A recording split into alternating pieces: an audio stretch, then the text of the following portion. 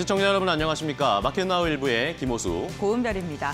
자, 8월의 마지막 거래일이 오늘 이제 출발을 앞두고 있습니다. 지난 한 달을 돌아보면 8월은 이런 표현을 써도 괜찮을지 모르겠지만 좀 악몽 같은 한 달이었습니다. 8월 초에 블랙 먼데이 기억하시죠? 주가가 엄청나게 떨어지면서 시장을 한번 흔들어 놓더니 다시 회복하면서 빠르게 V자 반등하는가 싶었는데 어제 다시 엔비디아의 실적에 대한 뭔가 실망감이 표출되면서 다시 반도체 관련 종목들이 무너지는 모습이었습니다. 자, 이러면서 시장이 조금 더 개선되기를 바라는 모습, 아직은 조금 힘든 상황인데 9월에는 뭔가 다른 전략을 세우면서 새롭게 연말까지의 포트폴리오와 전략을 세워가야 하는 상황입니다. 쉽지 않은 시장, 오늘 8월의 마무리를 저희가 잘 해드리도록 하겠습니다. 네, 그렇습니다. 7월 종가 지수인 2,770선대를 회복하지 못한 채 결국에는 8월장을 마무리할 것으로 예상이 되고 있는 상황인데요. 사실 이렇게 답답한 시장에 지지부진한 시장에 답답함을 느끼신 건 개인 투자자분들뿐만은 아닌 듯합니다. 외국인 역시나 국내 증시에서 이탈을 하고 있는 모습이고요. 이달의 거래량을 보게 됐을 때 연초와 비교한다면 24%가량의 거래량이 감소한 것으로 확인되고 있습니다. 주도주로 불리고 있었던 이 반도체 맥을 쓰지 못하고 힘없이 무너져 내리자 이제는 이번 주만 보게 된다면 바이오 그리고 2차 전지가 또 다시 주목을 받고 있는 모습인데요. 과연 9월장 우리는 어떻게 맞이해야 될까요? 오늘도 저희와 함께 알아보시죠. 네, 자 오늘도 여러 가지 저희가 전략과 종목들 알려드리도록 하겠습니다. 어떻게 8월에 마무리를 지어볼지 먼저 이슈레이더를 통해서 전기세 인상과 관련된 이야기가 정부에서 나오고 있습니다. 이것과 관련해서 에너지, 원전 관련된 투자를 어떻게 해야 할지 전략을 세워보도록 하겠고요. 자, 반도체가 조금 스크래치가 나고 꺾였습니다. 이런 상황에서 시장에서는 제약바이오에 집중하고 있습니다. 과연 제약바이오 관련해서 어떤 이벤트와 종목들 살펴봐야 할지 알아보겠습니다. 네, 어제는 또 반도체가 하락을 하자 2차 전지도 강한 반등이 나왔습니다. 특히나 LG 에너지 솔루션이 시가총액 90조를 회복하는 데 성공을 했는데 과연 이러한 시장 속에서 우리가 어떻게 전략을 잡아야 하는지 투자 포인트 알아보겠고요. 두산그룹주의 흡수 합병이 좀 무산되는 모습이 나타나고 있습니다. 앞으로의 투자 전략도 세워보시죠. 마지막으로 투자 수첩 말말말에서는 이번 주에 가장 큰 빅 이슈였습니다. 국내 국외 하나씩 일단 엔비디아 실적 발표하고 젠슨왕의 이야기, 어떤 이야기를 했는지 확인해 보겠고요. 그리고 현대차의 정재훈 사장은 또 이 현대차의 앞으로의 미래 계획 어떻게 잡고 있었는지 이런 이야기 확인해 보면서 투자 방향 잡아보도록 하겠습니다. 네, 그럼 금요일도 힘차게 출발하는 마켓나우 1부 지금 시작하겠습니다.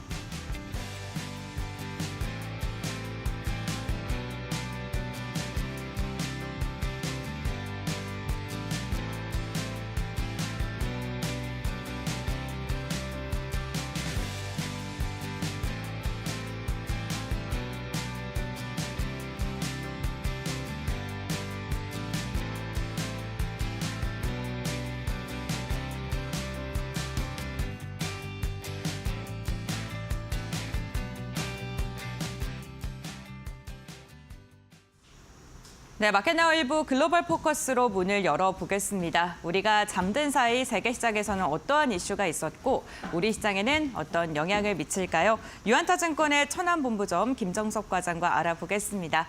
안녕하십니까? 네, 안녕하십니까? 네, 과장님 반갑습니다. 저희가 잠든 사이 밤에 뉴욕 증시는 또 어떻게 흘러갔을까요? 네, 간밤 뉴욕 증시는 엔비디아의 실적을 두고 실망감과 불확실성 해소라는 시각이 충돌하면서 전체 시장이 혼조세를 보이는데요. 전일 시간 내에서 급락한 엔비디아가 마이너스 3%대로 시작하였고 장 초반 불확실성 해소를 받아들여 장중 회복하였지만 재차 투매가 나오며 마이너스 6.3%로 마무리되었습니다. 이 과정에서 나스닥 지수도 장중 1.3%까지 상승폭을 확대했으나 매물이 쏟아지며 약보합으로 마무리되었는데요. 하지만 M7 종목 중 알파벳과 엔비디아를 제외한 종목들은 상승하였고 전일 약폭이 컸던 암홀딩스도 5%대 상승을 보이며 기술주 내에서도 차별화된 흐름이 이어졌습니다. 기술주가 변동성이 휘둘리는 동안 우량주로 이동하는 자금이 늘어났는데요. 다우지수가 종가 기준으로 역대 최고치를 기록하며 일부 종목을 제외하고 대부분의 종목들이 강세를 보였습니다. 밤사이 개선된 GDP와 실업 청구 건수가 발표되며 걱정했던 주요 이벤트들이 진행하고 있는데요. 오늘 밤에는 연준이 가장 중시하는 물가지표인 7월 개인 소비 지출이 발표됩니다. 근원 PCE가 직전 3개월간 2.1%로 둔화돼 목표치인 2%에 근접했을 것으로 예상되어 큰 변동은 없을 것으로 보이지만 예상치를 벗어나는 경우 시장에 영향이 미칠 수 있기 때문에 이 부분도 유심히 봐주시면 좋을 것 같습니다. 네, 그렇군요. 엔비디아가 시간의 거래뿐만 아니라 정규장에서도 큰 낙폭을 보인 채 마감을 했는데 다만 국내 증시에 어제 좀 선반영을 한 거 아닌가라는 생각도 듭니다. 오늘 우리 시장은 어떻게 출발할까요? 네, 금일 국내 증시는 엔비디아 불확실성 해소에 따른 상승 시작 예상하고 있는데요. 전일 국내 증시의 경우 엔비디아의 실적 발표 세런 이슈 속에 1%가량 하락했습니다. 간밤 뉴욕 증시는 경기감으로 인해 소폭 하락하는 데 반해 아쉽게도 국내 이슈는 미국장이 마감한 이후 시간의 8% 급락 영향 속에 그대로 직격탄을 맞았는데요. 수급발로 보면 외국인과 기관의 매도세가 증시에 영향을 미쳤습니다. 특히 외국인의 경우 지난 23일 이후 5일 연속 파절세가 이어지고 있는데요. 시장에는 전일 기대감으로 반등하였던 SK 하이닉스를 비롯한 HBM 관련 반도체 섹터의 급락이 아침부터 이어졌습니다. 또한 AI 수혜에 직간접적인 영향을 받았던 반도체 섹터 전반이 하락하였는데요. 여기에 그동안 국내 증시의 상승을 이끌었던 제약바이오 섹터가 차익 매물로 인해 하락하였습니다. 하지만 2차전지 업종이 반사이익으로 큰 폭으로 반등하면서 증시 자체에 다운그레이드는 되지 않는 모습이었는데요. 금리나 피벗에 대한 기대감과 엔비디아 실적이 발표되며 하반기 가장 중요한 이슈들이 시장에 반영되고 있는 시점입니다. 전반적으로 기대감으로 움직였던 부분이 세론이 나오며 매기가 약해지는 셈이 나오는 형태로 시장에 반영되는데요. 이럴 때일수록 섣부르게 접근하시는 전략보다는 옥석을 가려서 신중하게 투자하시는 전략이 오늘장 유효할 것으로 판단하고 있습니다. 네, 알겠습니다. 과장님, 오늘 말씀 여기까지 듣겠습니다. 고맙습니다. 네, 감사합니다. 네, 간밤 미증시 다우지수는 또 다시 최고치를 경신했습니다. 미국의 GDP가 견조한 것으로 확인된 게 시장 전반적인 분위기를 좀 끌어올렸던 것으로 확인되고 있는데요. 엔비디아가 정규장에서 낙폭을 보이긴 했습니다만 어제 국내 증시에서 일부 반영되기도 했고요.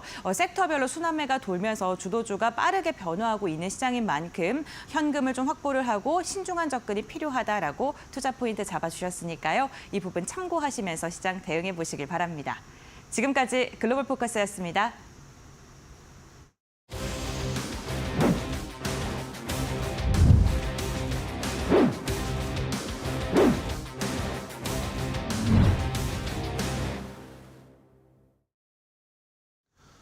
자, 이슈레이더로 바로 이어가 보도록 하겠습니다. 오늘도 우리 시장 시작하기 전에 확인해 봐야 할 이슈들, 포착해야 할 이슈 알아보고요. 투자 전략, 종목까지 알아보겠습니다. 자, 오늘 이슈레이더는 두 분의 전문가와 함께 할 텐데요. 이데일리온의 박정식 파트너 그리고 곽유정 파트너 두 분과 함께 하겠습니다. 안녕하세요. 반갑습니다. 네, 안녕하세요. 네, 반갑습니다. 자, 오늘 시장에서는 또 어떤 이슈들을 미리 파악을 해봐야 할지 먼저 박정식 대표가 포착한 이슈부터 확인해보고 가겠습니다. 정부가 203조에 육박한 부채를 갖고 있는 한국전력의 재무 구조를 정상화하기 위해 전력 사용량이 많은 여름철 이후 전기 요금을 인상하겠다는 방침을 공식화했습니다. 특히 전력 수요는 2036년 지난해보다 20%가 더 많은 수요 증가가 예상되는 상황인데요. 최근 전력 수급난을 해소하기 위해 주목받는 기술 중 하나가 원전이죠. 원자력안전위원회는 울진에 건설 예정인 신한울 3호기와 4호기 건설 허가에 대한 심의에 본격적으로 착수했습니다. AI의 확산, 기후 변화 등으로 커져가는 전력의 필요성, 관련 수혜주들 알아보시죠. 자, 첫 번째 포착한 이슈는 바로 에너지, 전기료와 관련된 이야기들을 체크해 봐야 되겠는데요. 자, 얼마 전이었습니다. 산업통상자원부 장관이 이제 무더위가 좀 가시면 전기료 인상을 추진해야 한다, 이런 검토해야 한다라는 이야기가 나오면서 관련돼서 어떻게 또 시장이 움직일지를 저희가 파악을 해봐야 되겠습니다. 박정식 대표와 박정식 파트너와 이야기를 나눠볼 텐데요. 자, 일단은 원전 쪽을 저희가 살펴봐야 될지 에너지 쪽에 전반적으로 아니면 한국전력이나 이런 종목들을 살펴봐야 될지 이 이슈를 어떻게 저희가 대응하면 좋을까요? 일단은 최근에 이제 전기요금 인상으로 인해서 한국전력 쪽에서 좀 긍정적인 시너지가 나오지 않을까라고 생각을 했는데 이미 좀 주가가 좀 올라갔더라고요. 네, 그래서 저는 이제 이 부족한 전력 수요와 지속적인 전기 인상을 막을 방법으로 아무래도 좀 발전 쪽에 좀 치중하지 않을까라고 생각을 하였습니다. 그래서 살펴보니까 최근에 좀 이제 200조 원 넘는 한국 한국전력의 이제 부채가 눈에 띄더라고요. 거기서 네. 이제 이런 이제 재무 위기로 인해서 요금 정상화를 이제 불가피하게 이제 진행을 할 수밖에 없는 상황이고, 지난 2022년부터 총 6차례나 인상을 하면서 킬로와트 시당 45.3원, 총 44% 정도를 이제 인상을 하였습니다. 그래서 2023년부터 이제 한국전력이 흑자 기조를 좀 이어가고 있는 그런 상황인데, 아무래도 이제 지난 2021년과 그리고 2022년 정도에 쌓인 이 43조 원의 대규모 부채가 이자만 한 4조 원 정도가 매년 나간다고 해요. 그래서 이것을 좀 해결하기 위해서 이번에 또 한 번 이제 전기요금을 이제 인상을 하게 되는데, 이제 이것을 이제 어느 정도 이제 방지하기 위해서 이제 본격적으로 이제 원자력 쪽을 이제 개발을 이제 진행을 하려고 하는 것 같습니다. 그래서 이번에 이제 원자력 안전위원회가 신한울 3, 4호기 건설 허가에 대한 논의를 일단 개시를 하였는데, 어제 이제 29일 날 서울 중구 중구 이제 원안위 대회의실에서 제 199회 원안위 회의를 현재 개최를 하였고, 신한울 3, 4호기 건설 허가 심의 관련 보고를 비롯해서 발전용 원자로 및 관계시설 변경 허가 심의 개선 방안 등 총 2건의 상정 후 그것을 이제 보고만 받는 회의를 이제 진행을 하였는데, 해당 안건은 다음 달 9월 12일 날 그리고 26일 날 각각 개최되는 원안위 회의에서 심의 의결 안건으로 올라서 결정이 된다고 합니다. 그렇다는 건 결과적으로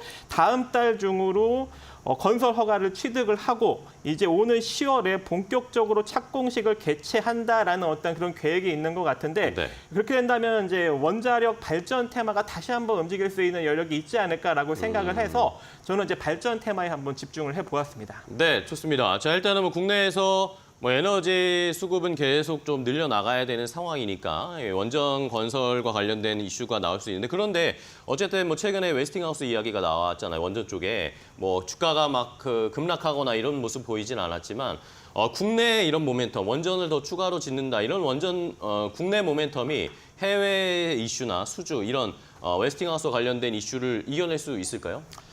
일단은 뭐 해외 이슈 정도는 충분히 이제 주가에 반영이 됐다고 생각을 해요. 이제 국내 이슈가 만약에 나온다면 그건 추가적인 상승 모멘텀이 되겠죠. 그래서 오히려 이제 주가의 호재로 충분히 작용할 수 있는 여력이 존재할 것 같고요. 이미 이제 두산 에너빌리티가 제가 이제 두산 에너빌리티를 여러분들께 이제 소개를 해드릴까 하는데, 지금 현재 제가 이제 꼽은 이유가 어제 좀 조정을 받았어요. 조정을 받았는데 시간으로 살짝 상승이 나왔거든요. 아무래도 이제 이 원자력 관련 이슈가 어느 정도 좀 영향을 미치지 않았나라고 생각을 합니다. 왜냐하면 오늘 증시도 조금 일정 부분 좀 조정을 받을 수 있는 여력도 존재하지 않겠습니까? 그런데도 불구하고 시간으로 일정 부분 상승이 나타난다는 건 이제 본격적으로 좀 발전 테마가 어느 정도 영향을 미칠 것으로 판단하고 있습니다. 네, 알겠습니다. 자, 그럼 최근에 원전 관련 종목들 흐름을 살펴봐야 되겠죠. 어떻게 움직이고 있는지 고은별 앵커가 정리했습니다. 네, 전기 요금을 인상했을 때 수혜가 기대되는 종목들 5종목을 추려봤습니다. 우선 한전 그룹주들이 3종목이 있고요. 원전과 관련된 종목이 2종목이 이름을 올리고 있는데요. 대표적으로 지금 한전산업 같은 경우에는 전일 3%가량의 조정, 한전 KPS 송배전 관련 기업이죠. 3.7%가량의 내림세가 확인이 됐습니다. 한국전력 또한 1%가량의 하락세가 어제만 본다면 이어졌지만 5일 차트를 보게 된다면 최근의 추세가 굉장히 좋습니다. 특히나 외국인과 기관의 꾸준한 매수세가 한국전력을 향해 들어오고 있는데요. 외국인 8거래일 연속 담고 있고요. 기관 같은 경우에도 9거래일 연속 매수하다가 어제는 좀 차익 매도 물량을 출회하는 모습이 포착이 됐습니다. 이와 함께 원전 관련 기업들도 주목을 받고 있습니다. 발전 관련주들 당연히 전기 요금이 인상된다면 상대적으로 주목을 받을 수밖에 없는데요. 두산 에너빌리티 같은 경우에는 전일 한 4%가량 주가가 빠지면서 조정을 받았습니다. 팀코리아가 체코에서 원전 우선 협상 대상자에 선정됐다라는 소식이 전해진 날 25,000원까지 올라갔다가 매도 물량이 강력하게 출회가 되면서 그 뒤로는 2만 원 선을 회복하지 못하고 있는 모습이고요. 오르비텍 역시나 이 같은 소식이 전해졌을 때 무려 주가가 15%가량 빠진 채 종가를 체결했습니다. 전반적으로 전기 요금 인상 수혜주 특히나 원전과 관련되어 있는 기업들의 주가의 추이는 비슷한 흐름이 나타나고 있는 상황인데요.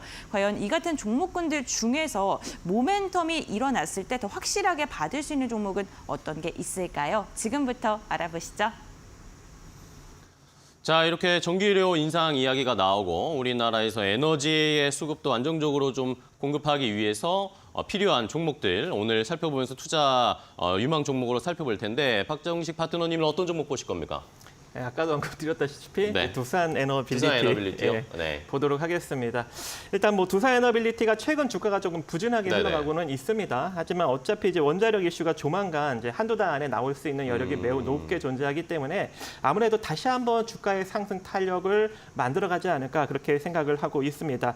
일단 뭐 산업의 기초 소재에 해당하는 주조 단조로부터 또 이 원자력 화력 등 발전 설비 그리고 해수 담수화 플랜트를 이제 원턴으로 다 제공해 줄 수 있는 그런 기술력, 이제 다양한 이제 기술력을 현재 이제 보유하고 있기 때문에 아무래도 이제 원자력 관련 이슈 그리고 또 최근에 이 정부가 14년 만에 다목적 댐 건설을 전국에 한 14개 정도 지금 건설한다고 발표를 하지 않았습니까? 그렇기 때문에 이제 댐 관련 주기기까지 그래서 지금 원자력 그리고 댐 건설 이제 이런 긍정적인 발전 설비 이슈가 좀 계속적으로 나오고 네. 있는 그런 상황입니다. 그래서 지금 당장은 좀 주가가 부진하더라도 한두 달 안에 다시금 이제 상승으로 좀 턴 어라운드 되는 어떤 그런 흐름이 조만간 나타나지 않을까 해서 일단 여러분들께 소개를 해드리고요. 일단 뭐 어제는 조금 이제 매도력이 나왔습니다. 그래서 최근 이제 외국인과 기관이 좀 다소 이제 이탈하는 흐름이 나왔는데 일단 기관 같은 경우에는 지난 8월 26일 이후로 좀 지속적으로 좀 순매수에 어느 정도 좀 가담을 하고 있는 상황입니다. 그래서 조만간 이제 외국인 순매수력만 다시 유입되게 된다면은 주가의 상승 탄력이 충분히 이제 받아갈 수 있을 것 같고요. 가격적인 측면으로는 이제 지금 가격대부터 여러분들이 좀 접근을 하셔야 될 것 같은데 17,700원 이하로 일단 접근을 해 보시고 여기서 이제 단기적인 상승력이 나타나면서 2만 원짜리를 돌파 안착한다면 중기적으로 또 올라갈 수 있는 여력도 존재하니까 단기적으로 2만 원 정도 바라보실 때 만약에 돌파 안착을 한다면 그 이상 끌고 가는 전략을 제시해 드리도록 하겠습니다. 네. 자, 두산 에너빌리티 나와서 간단하게 질문 하나만 간단하게 네. 드리면 두산 밥캣, 두산 로보틱스 이게 일단 무산됐잖아요, 합병. 네네. 근데 에너빌리티에서 밥캣 떼내는 건 그대로 하겠답니다, 두산이. 네. 그러면 이거는 뭐 주가에 영향 줄 수 있을까요? 일단은 어느 정도 영향을 어제 받은 것 같아요. 어제요? 네, 그래서 두산 밥캣과 이제 두산 에너빌리티가 조금 이제 조정을 받았는데 시간으로 또 살짝 또 올라간 거 보니까 네. 또 다시 또 올라갈 수 있는 여력이 존재할 것 같습니다. 그래서 이거는 좀 단기적인 악재로 여러분들이 좀 받아들이면서 대응을 하시면 좋을 것 같고요. 길게 좀 하락으로 좀 이어지지는 않을 것으로 개인적으로 생각을 합니다. 네, 알겠습니다.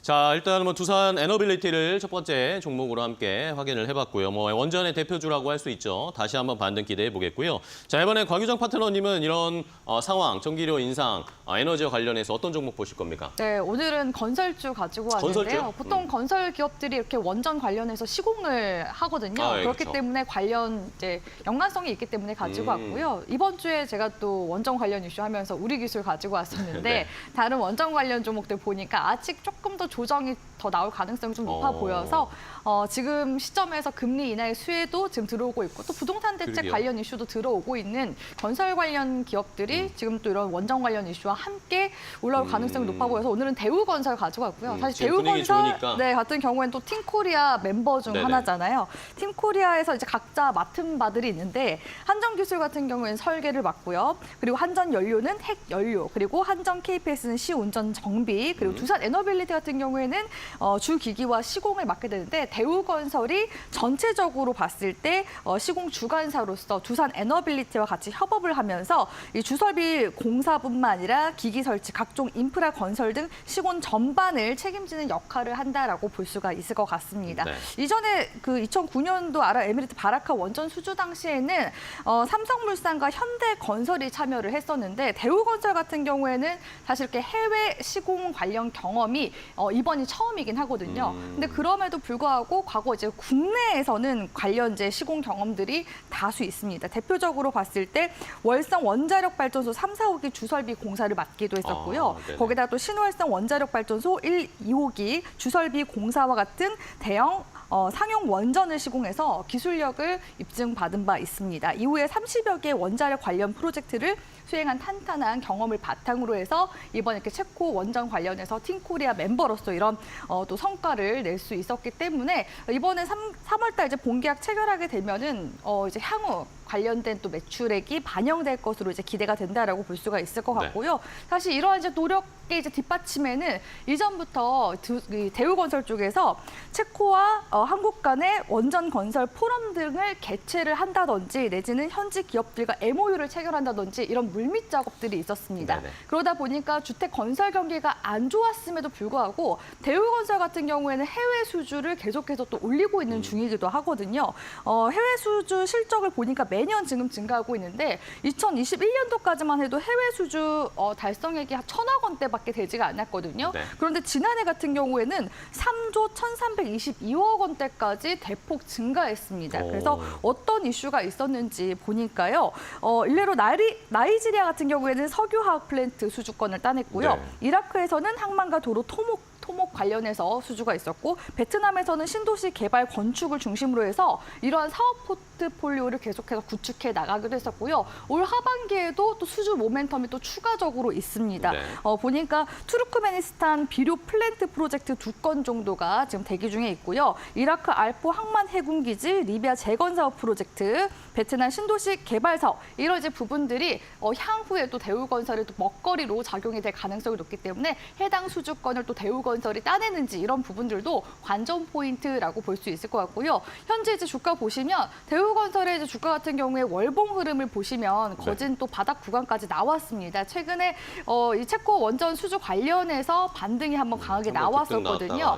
급등 나왔다가 지금 저점을 다시 올려주는 움직임 감지가 되고 있기 때문에 이전 이제 전고점 구간대를 헤드앤숄더 어깨로 봤을 때 4,600원에서 4,700원 구간까지 단기적으로라도 좀 추세적으로 계속 만들어나갈 가능성이 높기 때문에 대우건설 주목해 보셨으면 좋겠습니다. 네, 알겠습니다. 자, 건설주를 오히려 주셨어요. 원전 관련해서. 원전 관련 종목들이 최근에 어쨌든 약간 조정이 조금 더 나올 수 있을 것 같다라는 시각을 보여주셨고 여기에 이제 국내 부동산 경기와 관련해서 또 연관돼서 모멘텀 받을 수 있으니까 건설주 한번 대우건설을 오늘 시장에서도 잘 살펴보도록 하겠습니다. 자, 이렇게 첫 번째 이슈 포착을 해봤고요. 자, 이번엔 두 번째 곽유정 파트너가 포착한 이슈는 어떤 내용일지 바로 확인해 보겠습니다. 국내 제약 바이오 기업들이 다음 달 미국과 스페인에서 열리는 글로벌 학회에 대거 참가합니다. 전 세계 저명한 임상 전문가들과 기업들이 모이는 학술 행사에서 발표되는 연구 결과는 유럽과 미국 규제 당국의 의약품 수출을 승인할 때 핵심 근거가 되기에 연구 결과를 발표하는 기업들에 대한 관심은 커지고 있는 상황인데요. 최근 제약 바이오 업종의 주가 상승에 기대감이 커진 가운데 과연 새로운 성과를 만들어내는 기업이 있을까요? 관련 이야기 나눠보겠습니다. 자, 시장이 이렇게 어려운데도 제약바이오 쪽이 그래도 시장에 그나마 좀 밝은 면을 빛을 비춰주고 있습니다. 제약바이오 쪽 투자 이미 하셨던 분들이야 좋은 결과 많이 보셨을 텐데 앞으로도 더 갈지도 기대가 되고 여러 가지 이벤트들이 지금 연말까지 계속 준비돼 있잖아요. 제약바이오 쪽이 확실히 다시 물을 만난 것 같습니다. 네, 일단 지금 8월 말이기 때문에 다가오는 또 9월 달에 오는 이제 이슈들을 또 우리가 준비를 해야 되지 않겠습니까? 행사들이 좀 많더라고요. 네, 그 9월 관련해서 아마케 관련 이슈가 지금 2건 정도 들어오고 있기 때문에 관련 내용들도 브리핑해드리고 왜 지금 현재 시기에 또 아마케가 중요한지 이런 부분들을 좀 말씀을 드리기 위해서 이번 이슈를 꼽아와봤고요. 좋습니다. 일단 9월 7일부터 10일까지는요. 미국 샌디에이고에서 열리는 세계 폐암 아마케가 있습니다. 여기에 유한 양행이 참여할 예정이라고 하고요. 그리고 이제 13일에서 17일 스페인 바르셀로나 쪽에서는 유럽 종양학회가 열릴 예정인데요. 여기에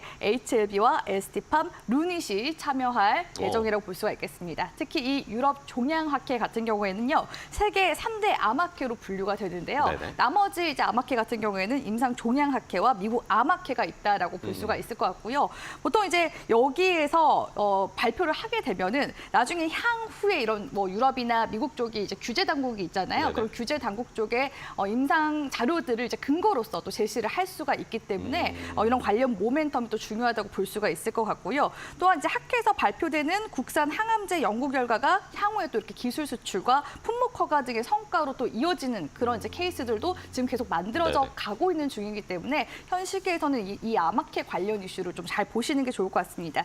특히 작년에 이제 유한양행 쪽에서요, 이 유럽 종양학회에 참여를 했었는데 이를 토대로 지금 이제 미국의 FDA 승인을 받을 수 있는 토대가 됐다면 이번에는 이 지금 세계 폐암학회 쪽에 참여를 하게 되잖아요. 네네. 아무래도 그 렉나자와 지금 병역용법 관련한 지금 적응증이 비소세포 폐암 관련된 적응증을 지금 통과받았기 때문에 여기에서는 이제 향후에 이제 좀 더 경제성이라고 해야 될까요? 경제성과 시장을 좀 더 확장해 나갈 수 있는 그런 이제 내용들이 담겨지지 않을까라는 관련 기대감이 현재 추가적으로 들어오고 있는 중이다라고 볼 수 있을 것 같습니다.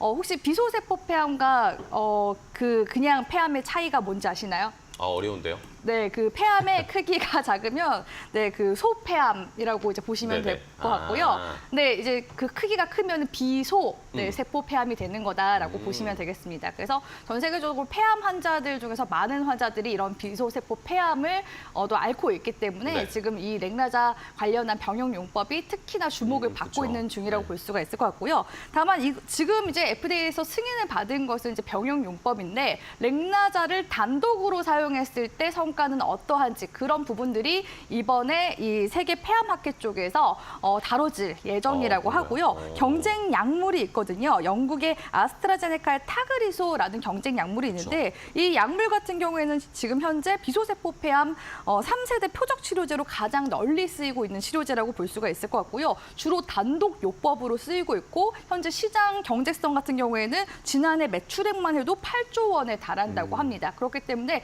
이 렉나자를 단독 용법으로 사용했을 때 타그리소와 같이 비교해서 어떠한 효능 효과를 가지고 있는지 이 부분을 이번에 다룰 예정이라고 하는데 내용들을 보니까요. 렉나자 단독 용법의 무진행 생존 기간 이게 뭐냐면요. 네. 무진행 생존 기간 같은 경우에는 환자가 질병의 진행 없이 생존한 기간이라고 말씀드릴 수가 있을 것 같은데요. 기존의 이 타그리소를 이번에 앞선 것으로 발표가 지금 될 예정이기 때문에 관련 이슈들 잘 보셨으면 좋겠고요. 특히 이제 유한양행이 이렇게 작년에 유한 종양학회 쪽에서 발표가 나왔고 올해 이렇게 성과를 거뒀기 때문에 유럽 종양학회 쪽의 이슈도 잘 봐야 되겠죠. 근데 지금 유럽 종양학회 쪽에서는 HLB가 지금 또 네네. 참여할 예정이고 오늘 이제 9월 중순에서 10월경에 또 재심사를 들어가게 될 가능성이 높기 때문에 그쵸. 어떻게 보면은 다음 주인공이 또 HLB가 되지 않을까라는 관련 지금 기대감도 같이 함께 들어와 주고 있다라고 볼 수가 있을 것 같습니다.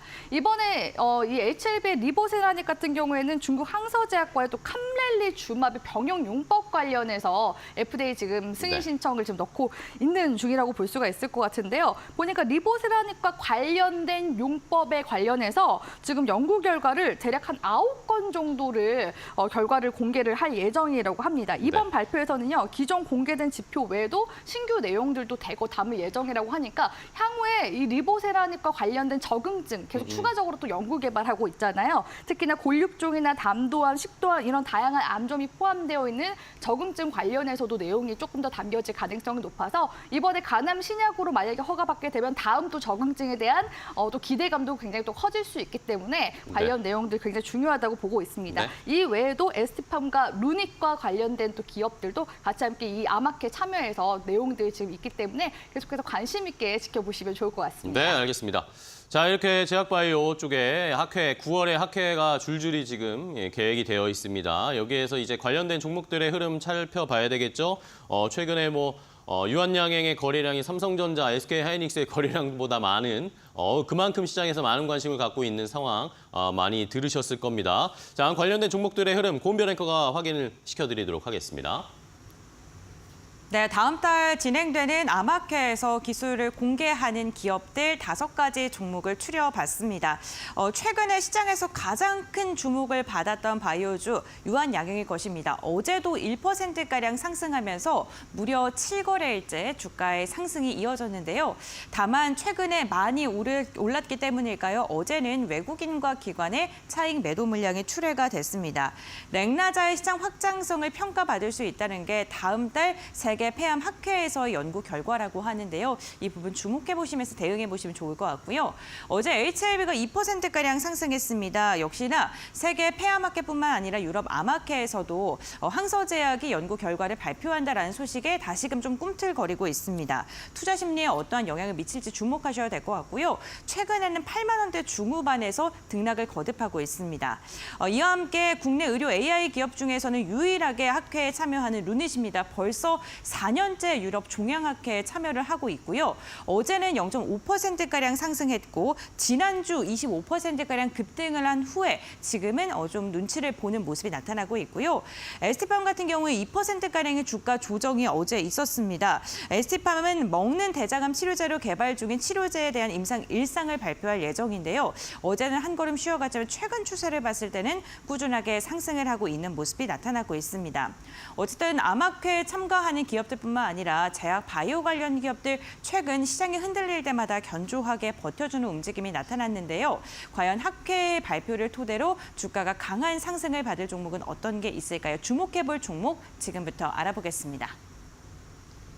자, 최근에 제약바이오 관련된 종목들 흐름 살펴봤습니다. 그럼 이제 거기정 파트너와 오늘 살펴볼 만한 종목을 골라볼 텐데, 네. 자, 그러면은 이제 제 개인 투자자들의 입장을 대변을 좀 본다면 네. 이제 양쪽으로 좀 이제 생각이 나눠지는 겁니다. 세계 폐암학회 이제 유한양행이 어쨌든 여기 가서 네. 입증하고 또 새로운 것들을 발표할 텐데 유한양행이 한 번 더 할 것을 기대하면서 이쪽을 바라봐야 될지 아니면 유럽 종양학회에서 새로운 것들을 좀 알려주면서 제2, 제3의 유한양행이 될 종목을 골라봐야 될지 어떤 네. 걸 보실 거예요? 저는 제2, 제3의 유한양행이 될 만한 예. 네, 종목을 가지고 왔고요. 뭐 볼까요? 아직 임상 이상 단계여서 아직 기간은 조금 많이 남아있긴 하지만 그래도 또 CDMO 모멘텀까지 같이 들어오고 있는 또 복합 모멘텀이 들어오고 있는 ST팜을 ST팜. 가져왔습니다. 일단 네. ST팜 같은 경우에는 이번에 유럽 종양학회에 참여하게 됩니다. 네. HLB 같은 경우에는 워낙 시장에서 이야기가 많이 나오고 그쵸, 있으니까요. ST팜이 지금 어떤 지금 신약 후보 물질 관련해서 임상 이상을 진행하는지 대체 어떤 내용을 또 담고서 내용을 발표하는지 이 부분을 조금 더 살펴보자면요. 이번 이제 유럽 종양학회에서는요. 세계 최초로 경구용, 그러니까 먹는 대장암 치료제 관련해서 임상 1상에 대한 결과를 발표할 예정인데요. 이 임상 1상 결과도 굉장히 좀 흥미로운 부분들이 많더라고요. 일단은 이 대장암 치료제 같은 경우에는 지금 현재로서는요. 정맥 주사로 투여하는 그런 약물이 표준 지금 치료제로 있는 상황이라고 볼 수가 있을 것 같고요. 최근 이제 시장의 그 트렌드가 플랫폼이 다변화되는 거잖아요. 네네. 정맥 주사가 피하 주사 제형으로 바뀐다거나 내지는 경구용으로 먹는 이제 제형으로 바뀐다거나. 근데 이번에 이렇게 먹는 대장암 치료제를 맞는다라는 점 그리고 하루 1회 정도 복용하면 되기 때문에 환자 입장에서도 당연히 간편하네요. 복용의 편의성을 당연히 가져갈 수 있는 그런 부분이라고 볼 수 있을 것 같고요. 사실 이번에 이 발표되는 이 대장암 치료제 같은 경우에는 2014년도에 한 2년 정도부터 연구 개발한 신약 후보 물질이라고 볼 수가 있는데요. 네. 대표적으로 이 후보 물질이 텐키라제라고 해서 암세포를 생성하는 텐키라제를 억제하는 그런 이제 효소를 만드는 그런 이제 약물이라고 볼 수가 있는데 네. 이게 사실 그 텐키라제를 잘못 이제 하면은 심각하게 독성 문제들이 발생할 수 있어서 기존의 많은 제약사들도 이 텐키라제 관련해서 연구 개발을 많이 했었거든요. 근데 그때마다 번번이 실패가 돼서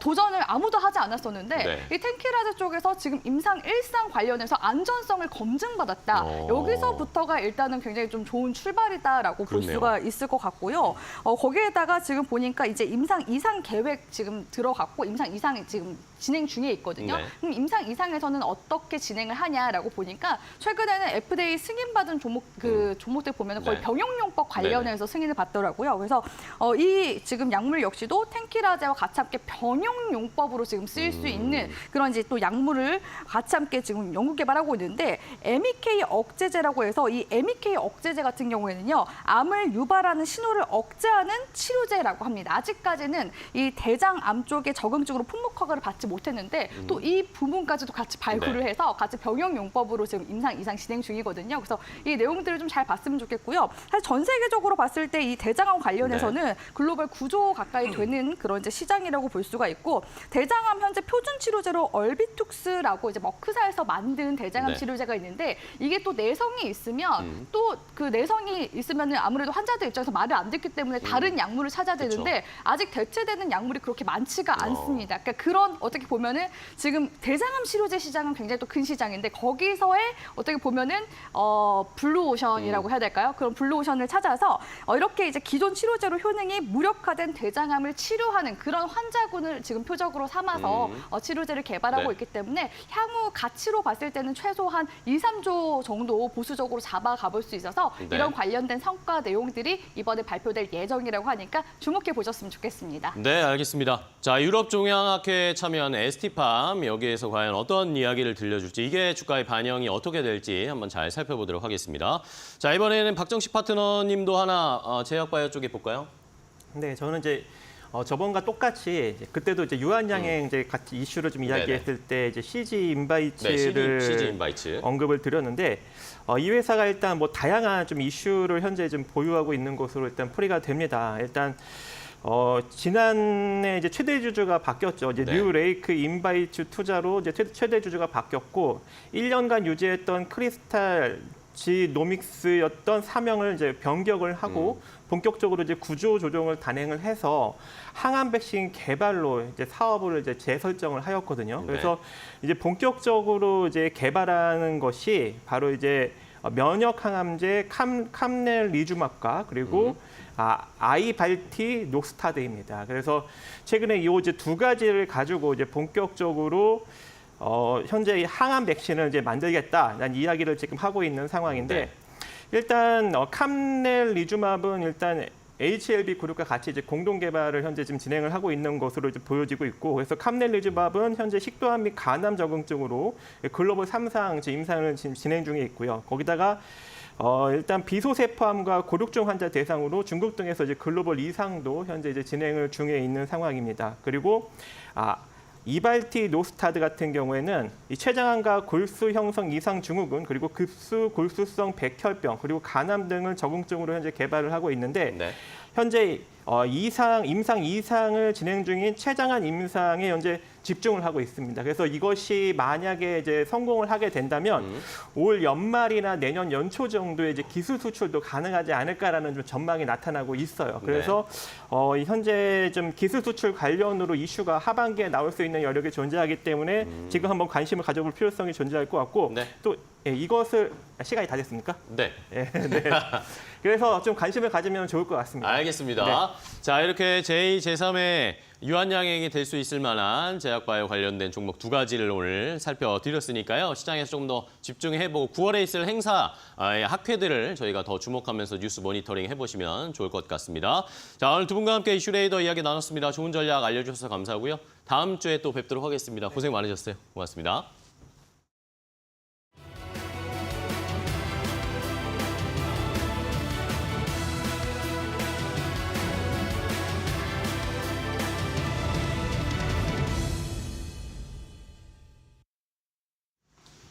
마켓 리포트 강민정입니다. 오늘도 두 종목 함께 살펴볼 텐데요. 오늘 리포트 발간한 증권사는 대신증권이고요. 첫 번째로 살펴볼 종목은 효성입니다. 효성 같은 경우에는 인적 분할에 따른 주식수 감소로 배당 매력이 증가하고 있다고 제목을 달았는데요. 일단 SOTP 밸류에이션에서 변경이 있었기 때문에 목표 주가를 하향 조정할 수밖에 없었다고 밝히고 있습니다. SOTP 밸류에이션은 효성처럼 여러 가지 특성이 다른 부문이 많을 때 각 사업 부문별로 PR을 적용해서 합산해 밸류를 산출하는 방식을 말하는데 효성은 아무래도 자회사가 많기 때문에 이 같은 방식을 취했고요. 있고요. 최근에 HS 효성이 상장하기도 했고 또 신설 지주회사로 넘어가기 위해서 자회사들이 대거 탈퇴했기 때문에 밸류를 다시 산정할 수밖에 없었다는 겁니다.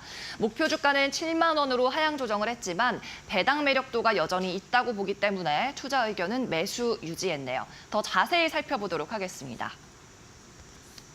일단 배당과 관련해서는 효성 중공업을 제외하고 화학계열사가 최근 업황이 부진합니다. 이 때문에 배당이 증가하기는 어렵다고 적고 있지만 그래도 지난해 수준은 유지를 할 것으로 지난해보다는 약간 낮아진 수준을 유지할 걸로 보입니다.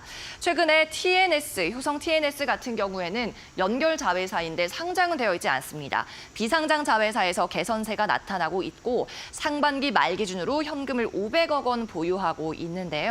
2024년 올해 주당 배당금 DPS는 약 3,000원 이상이 될 것으로 보이고요. 주당 3,000원으로 계산했을 때 총 지급할 배당금은 502억 원, 그리고 주당 4,000원으로 계산했을 때는 670억 원이 예상됩니다.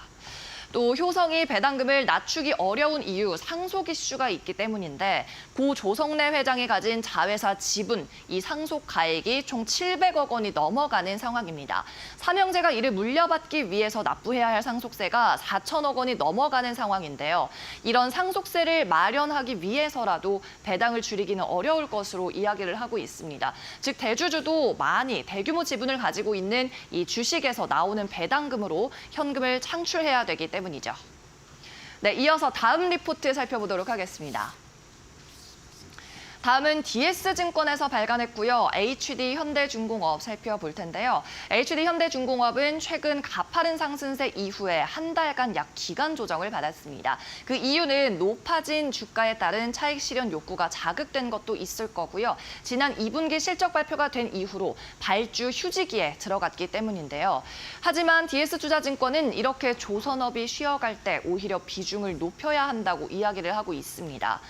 최근에 단기적으로 조업 일수가 감소하면서 매출 우려가 나타났고 노조 파업도 있었지만 이는 연례 행사이기 때문에 두 가지 악재 모두 단기적인 노이즈에 불과할 거라고 평가하고 있고요. 목표 주가는 23만 원으로 상향 조정했는데 투자 의견도 매수를 유지했습니다. 그 이유는 시리즈 발주가 증가하고 있는 점 그리고 신조선가도 상승하고 있는 점으로 이야기를 했는데요. 먼저 신조선가부터 살펴보도록 하겠습니다. 다음 장 보시죠. 네, 클락슨 신조선가 지수는 188을 기록하고 있습니다. 역사적 고점에 가까워지고 있는 건데요. 역사적 고점은 지난 슈퍼사이클인 2008년도 이때 기록이 191.58인데 지금의 추세라면 향후 2, 3개월 안에 이 고점을 갈아치울 것으로 예상이 되고 있습니다. 시리즈 발주가 늘어날 것으로 예상되기 때문인데요. 독일의 최대 컨테이너 선사인 하팍로이드에서는 30척의 컨테이너선을 발주할 것을 협의하고 있고요. 또 카타르에서도 머지않아 50억 달러 규모의 LNG선을 발주할 예정이기 때문입니다. 그럼에도 불구하고 조선의 슈퍼사이클은 아직도 초중반이고 이제 턴어라운드를 시작했다고 이야기하고 있습니다. 또 과거의 사이클과 다른 점, 과거 사이클은 조선소가 우후죽순 생겨나서 이 조선소가 마구잡이로 증가하는 흐름이었는데요. 현재 사이클은 살아남는 조선소에 더 큰 수혜가 기대되는 겁니다. 최근 경기 침체를 넘어서 경기 위기로 나아가지 않는 이상 이 연간 ROE는 앞으로 수년간 꺾이지 않을 것이라고 이야기하고 있고요. 9월에서 10월에 시리즈 발주가 몰릴 텐데 이 발주가 나오기 전에 미리 매수하기를 추천하고 있습니다. 네, 이상으로 마켓리포트에서 전해드렸습니다.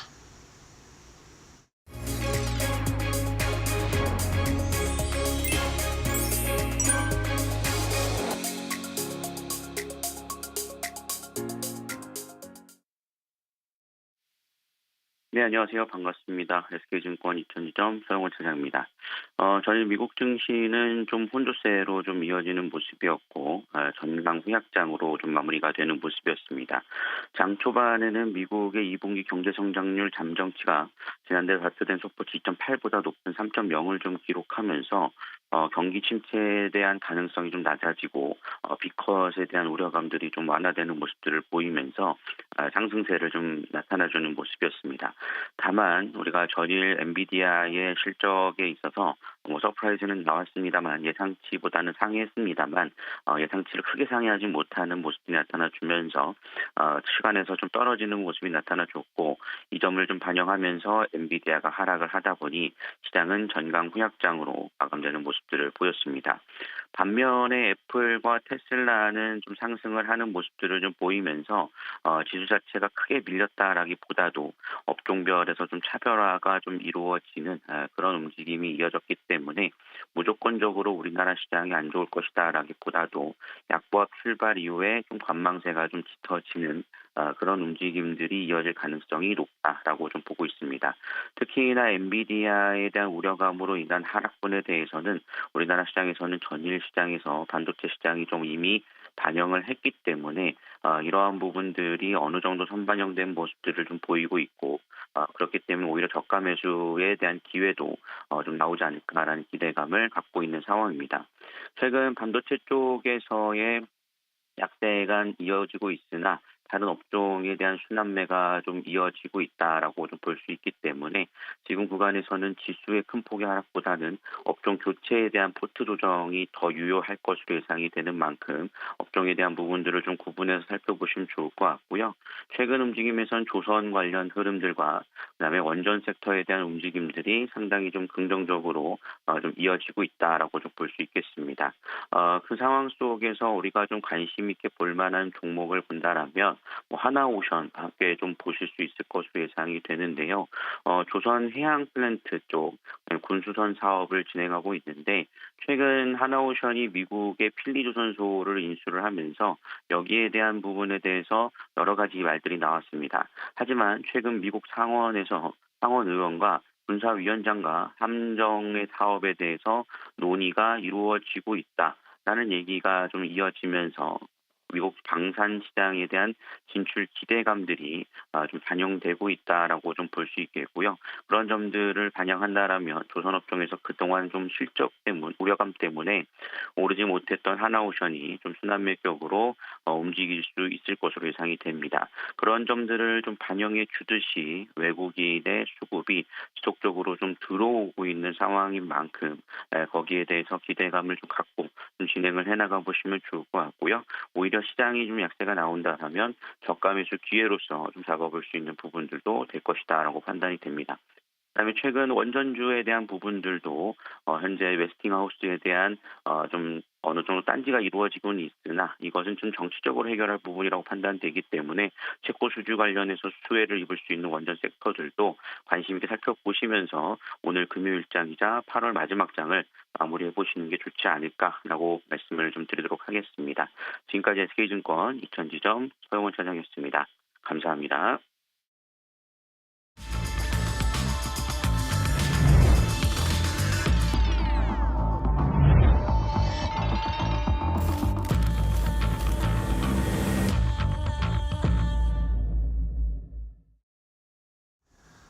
마켓 스탠바입니다. 오늘 장 출발 이제 10분 정도밖에 남지 않았습니다. 현재 시간 8시 49분을 향해서 달려가고 있는데요. 자, 어느덧 8월의 마지막 거래일입니다. 무더웠던 여름이 지나가고 이제 9월을 준비해야 하는 시기가 왔는데요. 자, 간밤에 뉴욕 증시 같은 경우에는 좀 변동성이 나타났습니다. 장 초반에는 하락을 만회하는 반등이 나왔는데 장 막판으로 가면서 엔비디아나 이런 칩 관련 종목들의 흐름이 좋지 않았기 때문에 나스닥이 하락 전환하면서 거래를 마감했고 엔비디아가 6% 넘게 역시 급락하면서 거래를 마감했는데 자, 미국에서도 지금 갑론을박이 펼쳐지고 있습니다. 엔비디아 이제 AI 너무 과대평가됐다 이런 이야기도 나오지만 또 오히려 이렇게 조정이 나왔을 때 지금도 충분히 매수할 수 있다라는 미국의 투자은행들의 의견들도 나오고 있고요. 어제 역시 우리 시장은 반도체가 조정을 받으면서 반도체에 대한 판단이 또 이제 오락가락하고 있습니다. 지금도 사도 되는 것인지 저가 매수를 할 찬스인지 아니면 반도체 말고 다른 쪽을 살펴봐야 할 것인지에 대한 여러 가지 의견들이 나오고 있는 상황입니다. 전문가들과 함께 오늘 시장 장 출발 준비하면서 이야기 나눠보도록 하겠습니다. 자, 오늘은 GC인포의 박수범 대표, 이데일리 스페셜리스트, 신리섭 전문위원, 고은변 앵커와도 함께하겠습니다. 안녕하세요. 반갑습니다. 자, 오늘 8월의 마지막 거래일입니다. 오늘 장 출발할 때 어떤 것들을 좀 보면서 준비해야 할지 박수범 대표님부터 어디 먼저 보고 계신가요? 네, 뭐 최근에 나온 내용인데요. 자, 인도 시장에서 지금 현재 인도 쪽에서 나오는 정부에서 나오는 내용들 보게 되면 이제 국방비를 10% 더 증가하겠다라는 얘기가 좀 나와주고 있습니다. 인도가 최근에 들어서 지금 파키스탄이라든가 중국과의 그 국경을 접하고 있다 보니까 뭐 과거에도 다 아시다시피 중국 군인과 인도 군인 간에 이제 트러블이 좀 있었죠. 국경 지역에서 이제 문제가 좀 발생했던 부분들이 있었는데 그 부분에 있어서 총으로 쏘지 않고 돌멩이를 던지든가 아니면 몽둥이로 때린다든지 뭐 구석기 시대로 돌아간 게 아닌데 뭐 그런 형태의 움직임을 좀 보여줬다라는 거죠. 그만큼 중국인들 같은 경우에는 티베트 문제라든가 여러 가지 문제에 있어서 인도 쪽으로부터 조금 도움을 좀 받고 싶었는데 인도는 거의 뭐 도움을 줄 생각이 없는 상황이고 뭐 그러다 보니까 서로 간에 정치적으로도 마찬가지고 지리학적으로도 마찬가지고 계속해서 충돌이 좀 발생하고 있다는 부분들. 그리고 파키스탄 같은 경우에도 아시다시피 이제 핵무기를 가지고 있잖아요. 원래는 파키스탄도 엄밀히 따지자면 이제 인도 사람들입니다. 인도 사람들인데 이게 종교라든가 계파가 좀 다르다 보니까 이제 분리되어 나왔던 부분들인데 아무튼 그 파키스탄하고도 지금 현재 안 좋죠. 계속해서 안 좋을 수밖에 없죠. 인도 입장에서는 그런 부분들 때문에 그리고 중국이 지금 현재 계속해서 방위비를 증가하고 있다 보니까 인도 쪽에서 이거 가만히 있으면 안 되겠다. 우리도 좀 증가하자. 뭐 이런 내용들이 좀 나와주고 있기 때문에 국내 이제 관련 종목들의 움직임들도 좀 봐야 되지 않나. 뭐 그런 부분에서 하나에어로스페이스, 하나시스템, 뭐 LIG 넥스원이라든지 관련 방위산업 관련주들도 좀 보자라는 말씀드리고요. 자, 두 번째로 말씀드릴 게 이제 3분기 실적 영업이익이 상당히 좀 증가될 것으로 좀 기대되는 종목들이 좀 나와주고 있습니다. 그런 부분들에 있어서 지금 현재 나와주고 있는 건 이제 휴재 같은 경우에는 제가 뭐 마지막 방송에도 장주 마지막 방송에서 한번 몇 번 말씀을 좀 드렸던 종목이긴 한데 아무튼 이제 보톡스라든가 필러 같은 경우에 지금 이제 국내 시장보다는 해외 시장 쪽 매출이 상당히 좀 잘 나오고 있습니다. 그리고 과거에는 휴젤 같은 경우에는 이제 중국 쪽 향이었는데 지금 현재는 뭐 글로벌 이제 어디든지 지금 판매를 할 수 있는 영업망 파이프라인이 상당히 좀 잘 갖춰져 있는 상황이죠. 아무튼 지금 휴젤뿐만 아니라 파마 리서치라든가 그리고 메디톡스라든가 관련 종목들의 움직임들 우리가 지켜볼 필요가 있다는 말씀드리고 그리고 지금 2차 전지 쪽이 좀 움직이다 보니까 첨보라든가 그리고 ITM 반도체 이름은 반도체라고 들어가 있는데 실질적으로 2차 전지 관련된 이제 보회로를 개발하는 업체입니다. 그리고 LS 종목들도 좀 우리가 좀 관심 있게 좀 바라볼 필요가 있다라고 말씀드립니다. 자, 세 번째 주제로 좀 넘어가면요. 자, 2차 전지 관련 주들 2주 연속 좀 주도 업종으로서 최근에 좀 잘 올라왔습니다. 뭐 잘 올라오는 상승하는 분위기가 좀 계속해서 연출해주고 있는데 지금 LG에너지솔루션도 마찬가지고 삼성 SDI도 마찬가지고 좋은 움직임도 계속 보여주고 있죠. 그 밑단은 지금 현재 소재 부품 장비 쪽도 움직임을 좀 보여주고 있다는 부분들, 뭐 그런 부분들 좀 참고해서 일단 지금 이제 시속 게임이 만들어지고 있다. 왜? 반도체가 좋지 못하다 보니까 2차 전지가 좀 올라가고 있다라는 거죠. 뭐 그런 부분들의 시속 게임이 만들어지고 있다는 부분들에 있어서 지금 현재 수급들의 움직임이 핑퐁 왔다 갔다 할 수 있는 흐름들입니다. 아무튼 오늘 또 강한 시세를 만들어줄지는 오늘 또 금요일이다 보니까 일부 차익 매도 물량이 좀 나와줄 것으로 보고 있는데 뭐 그렇게 되면 지금 반도체 쪽이 좀 매기가 만들어지지 않겠냐. 그리고 왜 해외 쪽에서 리포트를 보니까 실제로 엔비디아는 지금 현재 주가는 빠지고 있는데 삼성전자라든가 TSMC에 대해서는 매수해야 된다라는 좀 해외 쪽 리포트가 좀 나왔습니다. 그렇기 때문에 그 부분들도 우리가 좀 참고해서 삼성전자가 오늘 얼마나 좀 잘 움직여줄지 좀 기대하면서 지켜보자라고 말씀드립니다.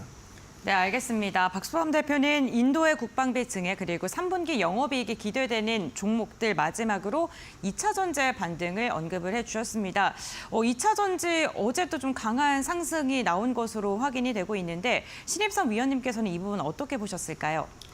네, 2차 전지주와 그 반도체주의 어떤 시속 게임은 영혼의 연결고리처럼 이어져 있다고 말씀을 드렸고 실제로 에코프로비엠과 한미반도체의 그 엄청난 그 게임, 그 날이 며칠인지 기억이 안 나지만 정말 처음에 신기했다가 나중에 보면은 신기하지 않은 것이었죠. 알고리즘 매매로 엮어 있었기 때문에. 그래서 한미반도체가 떨어지는 것만큼 에코프로비엠이 오르고 에코프로비엠이 떨어지는 것만큼 한미반도체가 오르는 정말 이 신기한 그 매매들이 나타났었죠. 그 연결고리가 계속해서 작용하고 있다고 보시면 됩니다. 그러니까 어제의 2차 전지의 상승은 뭐 대세 상승으로의 전환을 논하기에는 이르고요. 이 반도체주의 하락에 반사이익을 받았다. 뭐 이 정도로 저는 평가하고 싶습니다. LG에너지솔루션이 미시간주 랜싱 LTM 셀즈 3공장을 통해서 도요타용 배터리를 생산하는 방안을 검토 중이라고 합니다.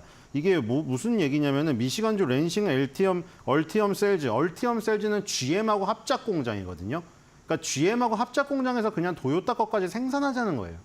원래 도요타용 전용으로 미시간주 같은 주인데 홀랜드 공장을 만들기로 했는데 이게 역부족이었던 것이죠. 지금 캐즘 현상 때문에 공장을 신설한다는 게 굉장히 부담스러운 겁니다. 그러니까 우리나라에서 지금 1위를 하고 있는 맏형인 LG에너지솔루션이 이렇게 공장 신설 중단을 지금 얘기한다는 것 자체가 지금 양극재며 배터리 업체가 지금 약간 조금 그 정체기에 빠질 수밖에 없다는 것을 말해주고 있다. 이 부분을 지금 생각을 하시고 어저께 또 반도체주가 엔비디아 제외하고 다 반등을 했습니다. 그래서 오늘은 또 반대의 움직임을 좀 생각을 해보셔야 될 것 같고요. 두 번째는 TA항공 경영권 분쟁입니다. 이 항공주가 지금 물론 코로나 이전으로 인천공항 그 고객 수들이 늘어났다고 해가지고 그것 때문에 오르면 좋겠는데 어쨌든 오르긴 올랐으나 경영권 분쟁 때문에 오른 거라 좀 지켜봐야 될 것 같습니다. 일단 6월 말 기준으로 TA항공의 최대 주주는 TA홀딩스고요. 그다음에 이 TA홀딩스를 또 예림당이 갖고 있습니다. 그러니까 예림당이 TA홀딩스를 지배하고 그 지배를 함으로써 TA항공을 지배하는 그러니까 예림당이 다 지배를 하고 있는 겁니다. 근데 여기서 새로운 세력이 나타났어요. 대명 손호그룹이 사모펀드 운용사 JKL 파트너스가 보유한 TA항공 주식을 매입을 해서 지분율을 26.77까지 끌어올렸습니다. 그러니까 지금 예림당의 30.03하고 거의 비슷한 수준까지 올라가면서 지금 경영권 분쟁 얘기가 나오고 있습니다. 대명 소노시즌도 포기하지 않는다고 했고요.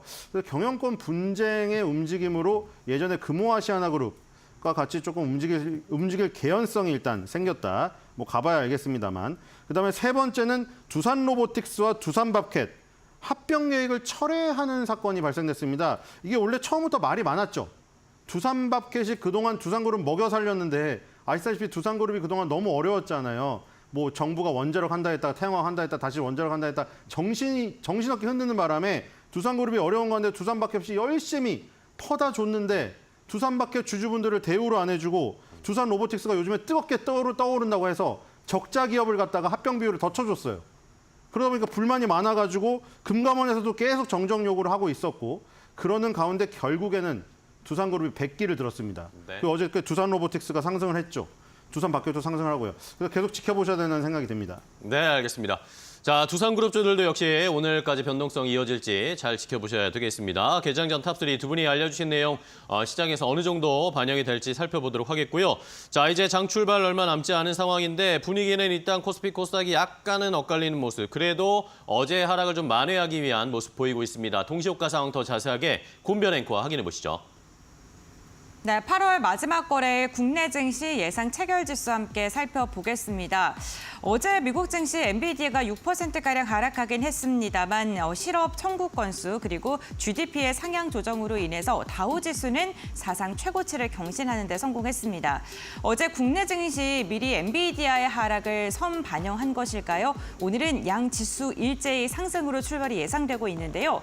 특히나 유가증권 시장의 상승폭이 조금 더 큽니다. 코스피는 2674선 0.45%가량 오름세로 출발될 것으로 예상되고요. 코스닥도 0.2%가량 상승하면서 757선 지나갈 것으로 보입니다.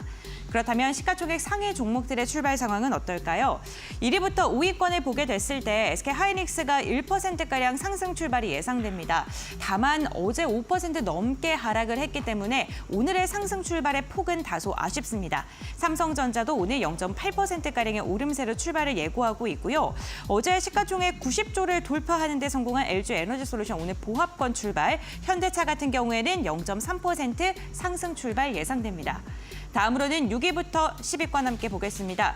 6위부터 10위권 봤을 때 기아는 하락 출발 예상되고요. 오늘 금융 지주사들 1% 이상 상승 출발 예상됩니다. 다음으로는 코스닥 함께 확인해 보시죠. 네, 코스닥 시가총액 상위 종목들의 흐름을 보게 된다면요. 오늘 1위부터 5위권 전반적으로 흐름 좋은 가운데 에코프로도 오늘 시세 이어가고요. HLB와 알테오젠, 제약바이오 대장주들의 흐름도 좋을 것으로 보입니다. 다음은 6위부터 10위권 보시죠. 6위부터 10위권을 보게 됐을 때 오늘 하락하는 종목은 없고요. 보합폭은 상승 출발이 예상되고 있는 가운데 리노공업도 0.1% 상승 출발 예상됩니다. 국내 증시 출발합니다.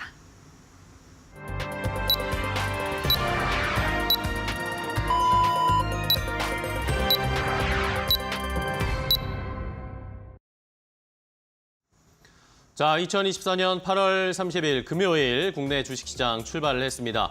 8월의 마지막 거래일입니다. 8월 한 달 굉장히 변동성이 컸고 월 초에는 급락세가 나오면서 시장을 뒤흔들어 놨고요. 그리고 또 8월의 마지막까지 시장은 안심할 수 없는 모습을 보여줬습니다. 엔비디아가 계속 갈 것 같았지만 결국에는 흐름이 꺾이는 상황, 여기에 우리 시장도 그대로 동조가 되면서 지수 자체가 흔들리는 경향들이 많은 한 달이었습니다. 자, 오늘 8월의 한 달을 잘 마무리해봐야 되겠습니다. 코스피와 코스닥 일단은 모두 상승 출발을 했습니다. 어제 큰 급락이 있었기 때문에 이것을 만회하기 위한 시도가 나오고 있는데 어제 하락만큼 그 하락분을 전부 다 메우지는 못하고 있어요. 삼성전자, SK하이닉스가 모두 상승 출발했지만 1%의 상승을 넘기지 못하고 있습니다. LG에너지솔루션은 어제 상승이 크게 나왔고 오늘 좀 쉬어가면서 약보합권 수준으로 출발을 했습니다. 이러면서 코스피가 0.56% 상승하면서 2677포인트 선에서 움직이고 있고요.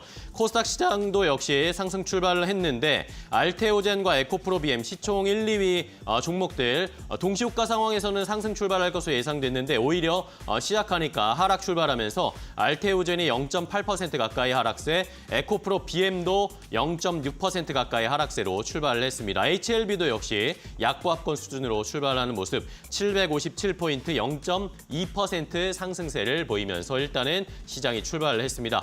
자, 그럼 조금 더 자세하게 출발 상황 확인해 볼까요? 고은배 앵커가 전해드리겠습니다. 네, 8월 30일 금요일장 국내 증시 출발 상황 함께 확인해 보겠습니다.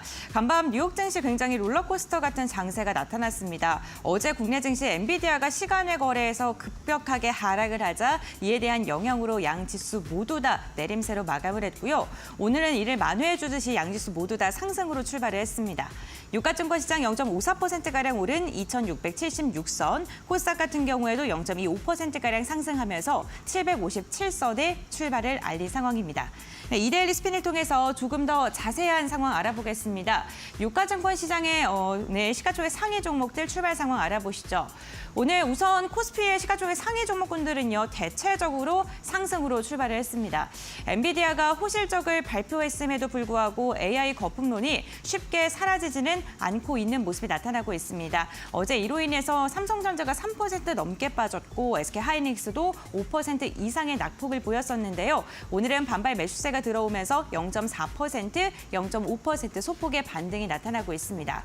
어제 2차 전지 LG에너지솔루션이 강한 상승이 나타나면서 지수의 하단을 좀 방어해주는 모습이 확인됐었는데요. 오늘은 한 걸음 쉬어가는 분위기가 나타나고 있고요.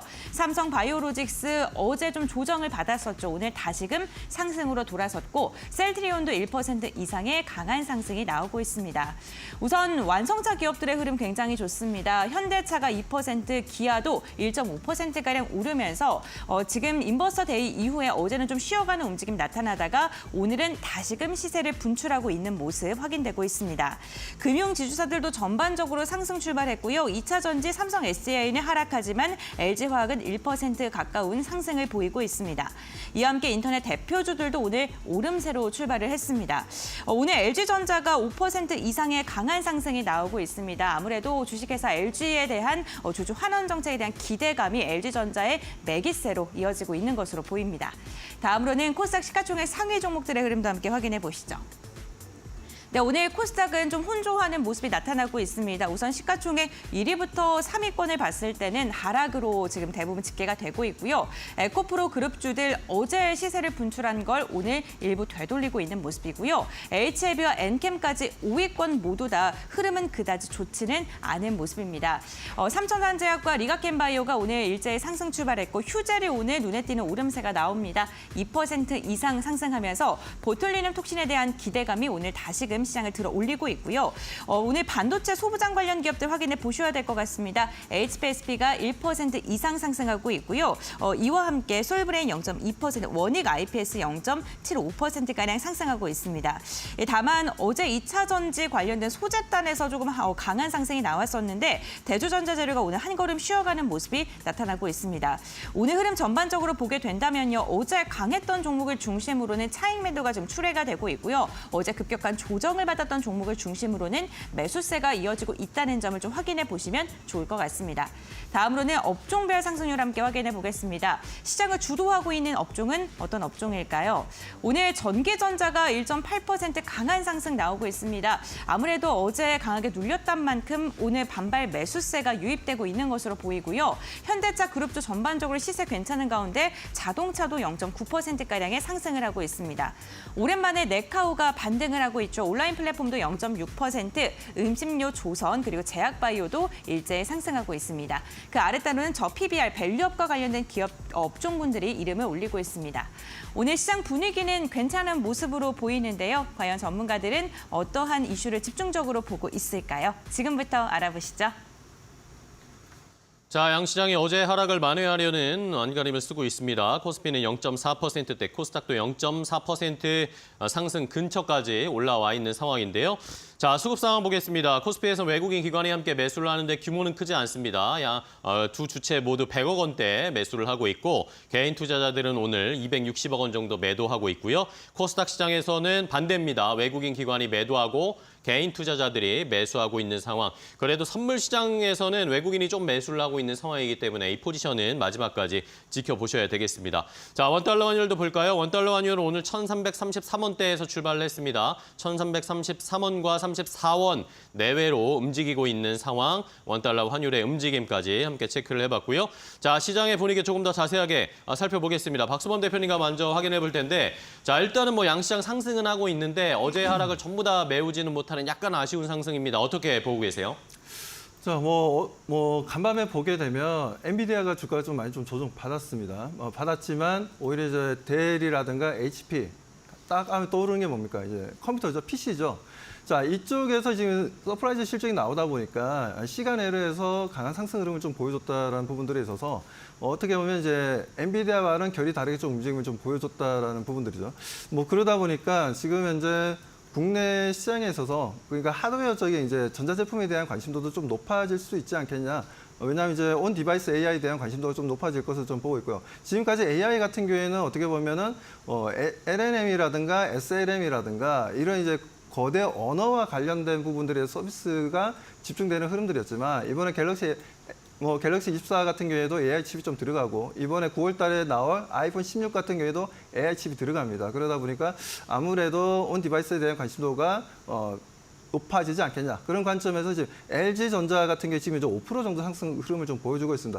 LG전자 같은 경우 아시다시피 지금 현재 OVJC라는 이제 프리미엄 가전제품들을 좀 판매를 하고 있고 삼성전자 같은 경우에는 비스포크라는 이제 프리미엄 가전제품을 좀 판매하고 있는데 뭐 이런 부분들에서 AI 칩이 들어갈 가능성이 좀 상당히 좀 높다라는 부분들이고 뭐 냉장고, 세탁기, 그리고 에어컨을 비롯해서 TV도 마찬가지고 시간이 지나면 지날수록 AI 칩이 들어감으로 인해서 우리가 좀 편리하게 사용할 수 있는 전자제품들과 대화를 할 수 있는 그런 부분들에 있어서 온 디바이스에 대한 관심도는 앞으로 좀 크게 증가하지 않겠냐고 봅니다. 그런 부분들에 있어서 LG전자가 지금 현재 강한 상승 흐름을 좀 보여주고 있다는 거 상당히 좀 고무적이다라고 말씀드리고 그리고 삼성전자 같은 경우에도 그렇게 움직임 자체가 나쁘지는 않습니다. 그래서 최근 하락 대비해서 주가가 조정 대비해서 좀 양호한 흐름들을 좀 가져가고 있다라고 말씀 좀 드리고 싶으니까요. 삼성전자 그리고 LG전자 온 디바이스의 새로운 우리 시장을 좀 한번 또 견인할 수 있는 내용들이 있다라고 좀 판단되고 있고요. 자, 그리고 지금 두산그룹 관련된 이슈가 좀 나왔는데요. 지금 두산 에너빌리티 같은 경우에도 마찬가지고 두산 로보틱스도 마찬가지고 양호한 상승 분위기를 보여주고 있습니다. 하지만 이런 부분들이 노이즈가 지금 현재 사라졌다고 해서 계속 지속적으로 움직여줄 수 있냐 이런 부분들은 조금만 더 지켜보면서 대응해보자라고 말씀을 좀 드리고 싶고요. 자, 그 와중에 또 보면 이제 자동차들이 최근에 인베스터 데이를 가졌던 부분들이 있는데 현대차가 지금 현재 좀 올라오고 있어요. 기아도 올라오고 있고 이렇게 되면 현대 오토에버라든가 현대 글로비스 같은 경우에도 오늘 좀 강한 상승 흐름도 기대해볼 만하다라고 말씀드리고 싶습니다. 네, 알겠습니다. 자동차 관련주에 대한 관심도 계속해서 이어가야 되겠고요. 자, 이번에 신일섭위원과도 확인을 해볼 텐데요. 자, 코스닥 시장에서 그래도 시총 상위주들이 또 알테오젠도 상승 전환하는 시도를 보이고 있고 조금 개선된 모습을 나타내고 있습니다. 오늘 시장 어떻게 보시는지 궁금합니다, 위원님. 네, 여전히 지금 지수는 크게 움직이지 못하는 상황. 네네. 엔비디아와 테슬라 두 개의 축으로 그냥 왔다 갔다 한다고 했죠. 우리 그냥 그 인형이에요. 그 꼭두각시 인형처럼 위에 그 나무까지 움직임에 따라 움직이는 건데 둘 다 이제 진흙탕에 빠졌다고 했잖아요. 반도체 2차 전지가 둘 다 진흙탕에 빠져서 안 좋은데 그 개 중에서도 이제 둘이 시속 게임이 있는 거죠. 계속 둘이는. 그러니까 뭐 반도체가 오늘 조금 반등하니까 또 2차 전지가 조금 주고 둘이 그런 게임의 그 고리가 연결고리가 계속돼요. 이게 한번 형성이 됐기 때문에 그 알고리즘이 깨지지 않습니다. 알고리즘으로 그 뭐 명령 내려놓은 거 다 철수 안 했을 거예요. 계속 그런 식으로 움직일 수밖에 없고요. 둘의 게임은 계속돼요. 지금 배전반이 배터리 전기차 반도체가 우리나라를 이끌어가는 산업이라고 했는데 처음에 사이가 좋지 않게 시작해버렸기 때문에 이거를 시간을 되돌릴 수가 없습니다. 이미 실타래가 처음부터 얽혀가지고 그걸 풀려면 아예 백투더퓨처를 해야 되는데 그게 불가능해요. 이게 꼬인 실타래 그대로 계속 갈 거예요, 이거는. 그래서 뭐 계속 그 경쟁이 있을 거고 거기서 이제 바이오가 등장을 하면서 조금 이렇게 물을 흐렸죠. 두 명이 보기에는. 근데 바이오 입장에서는 둘의 물을 흐리려는 게 아니라 시대의 어떤 순간이 왔어요. 그래서 별의 순간 같은 거죠. 별의 순간을 잡은 것이고. 그래서 계속 얘기 드리는 게 지금 방산, 그리고 금융, 바이오, 조선, 방금바조만 계속 그 네 가지 줄기를 잡고 가면은 시장에서 크게 여러분들 뒤처지지 않아요. 지금 뭐 방산주 중에 뭐 탁월하게 뭐 지금 빠져나갔다고 제가 말씀을 드렸는데 하나 에어로스페이스는 마음이 정말 편하죠. 거래 정지가 돼가지고 그냥 쏙 빠진 거예요, 지금. 시장이 어떻게든 상관이 없어요. 하나에어로스페이스는 가만히 그냥 쉬고 있다가 그 인적 분할 결정되는 기일 날 그 주식 분할된 거 2개 받으시면 되는 것이고 그다음에 2등주 LIG 넥스원 오늘 1.15 잘 가고 있고요. 3등주 현대로템 0.95 플러스 잘 가고 있고 4등주 이제 한국항공우주가 내년에 이제 아르테미스 프로젝트 때쯤 되면은 조금 움직일 가능성이 있어요. 4등주 노려보신 분들 노려보시면 될 것 같고요. 금융주는 지금 메리츠 금융주가 1등주입니다. 메리츠 금융주주 또 신고가죠, 이번 달에. 또 역사적 신고가를 갖고 그다음에 2등주가 KB금융이고 3등주가 우리금융지주 정도 될 건데 동양생명하고 이 ABL생명 둘 다 데려왔죠. 그러니까 이제 증권사도 우리투자증권 다시 출범했고요. 그다음에 보험사도 데려왔기 때문에 은행, 증권, 보험 3두마차가 완성이 됐어요. 우리금융지주 주목해 볼만 하고요. 그다음에 이제 그 메리츠 금융지주, KB금융지주, 우리금융지주, 그다음 하나금융지주, 하나금융 요 정도까지 보시면 될 것 같고요. 근데 바이오는 이제 제약 쪽이 조금 더 지금 강하다고 말씀드렸죠. 유한양행이 그 벌려놓은 판 때문에 HK 이노엔하고 종근당 요런 쪽 기술 수출을 했거나 FDA 신약허가 받을 가능성이 있는 쪽 요쪽으로 지금 매기가 오고 있고요. 그다음에 조선주가 이제 오늘 움직이고 있죠. 4번째 주자였는데 방금 바가 그쵸 뜨겁게 움직이다가 조금 이제 쿨타임을 갈 때 되면 또 이제 4번 타자로 와요. 이거 야구 게임이라고 생각하고 하시면 돼요. 편하게. 이제 조선주가 오늘 움직이는데 HD 한국조선해양 1.19 플러스고요. 그다음에 2등주인 삼성중공업이 1.38 플러스고요. 3등주인 하나오션, 삼성중인 하나오션이 오늘 또 2.75 가장 높게 움직이네요. 또 여기서 또 반복될까요, 혹시? 지금 계속 그게 반복된다고 했잖아요. 방산에서도 이 바이오에서도 그렇죠. 3등주였던 현대로템, 그다음에 바이오의 3등주였던 ABL바이오 급등했죠. 여기서도 지금 3등주였던 하나오션이 지금 뒤늦게 급등하는 이 패턴이 또 반복될 가능성 뭐 염두에 둬보셔도 좋을 것 같고요. 그다음에 이제 테마로는 딥페이크가 워낙에 지금 강하게 움직입니다. 지금 라온시큐어가 17.94, 센즈랩이 13.63, 이스트소프트가 10.12. 지금 전부 다 보안 관련주가 급등을 하고 있고요. 그다음에 그 크라우드웍스 있죠. 크라우드웍스는 이제 그 AI한테 훈련을 시키는 거예요. 너네 이런 사진은 딥페이크일 가능성이 높으니까 학습해놔. 나중에 너네 쓸게. 이런 거예요. 그다음에 크라우드웍스 그리고 CU박스 그때 말씀드렸죠. 6세에서 10세. 놀이에서 이제 SNS 만들었는데 거기서 부모님들이 아이들 안심시키고 안심하게 SNS 할 수 있게 하려면은 그 기술이 필요하죠. 엉뚱한 사람이 들어와가지고 얼굴 바꿔가지고 애들 놀래키면 안 되니까. 그런 것들이 지금 강하게 움직이고 있습니다. 지금 뭐 보안주니 백신 여권이니 뭐 지금 유로모픽 반도체 뭐 이런 AI 챗봇 관련주 여기에 속한 종목들이 다 그런 종목들이에요. 그래서 지금 이 테마주에 참여를 하고 싶으신 분들은 딥페이크주 뭐 이런 보안주 이런 거에서 1등주를 가리시면 되는 것 같은데 1등주는 라온시큐어입니다. 라온시큐어를 잘 보시면 될 것 같고요. 그 제가 그때 말씀드렸죠. 한빛소프트의 그 매수 잔량이 상한가 잔량이 빠지면 빨리 빠져나와야 된다고. 그날 그렇게 됐죠. 점 상한가를 갔다가 빠진 다음에 마이너스를 갔다가 다시 24%가 갔나요? 네, 그런 변동성이 오기 때문에 네. 상한가 잔량 항상 체크하시면서 테마주에 임하시기 바랍니다. 네, 알겠습니다. 자, 시장이 전반적으로 일단 어제 하락을 만회하려고 전반적인 업종들이 상승세를 보이고 있습니다. 이 중에서도 또 테마주도 여전히 딥페이크 관련된 테마주들은 움직이고 있고요. 하나오션 설명해 주셨는데 하나오션의 상승 탄력을 조금 더 높여가면서 4% 가까이 상승 탄력이 높아지고 있습니다. 자, 그럼 시장에서 어떤 종목과 업종 더 집중해서 많은 관심을 보이고 있을지 투자자들이 관심 갖고 있는 업종과 종목 고은별 앵커가 정리해드리겠습니다. 네, 국내 증시 개장한 지 15분여가 흐른 상황입니다. 투자자들의 관심도가 높은 섹터 싱크풀을 통해 알아보겠습니다. 정말 오랜만에 대부분의 섹터 투자자들이 검색하고 있는 섹터가 일제히 상승하고 있는 모습이 나타나고 있습니다. 빨간색 동그라미를 갖고 있는 섹터가 정말 많은데요. 그 가운데서 오늘 가장 많은 검색을 하고 있는 건 보안입니다. 최근에 딥페이크 성범죄가 확산이 되면서 국무조정실에서도 딥페이크 대응 범정부 TF를 설치하겠다 그 방안을 고려 중이다라는 이야기가 전해졌습니다.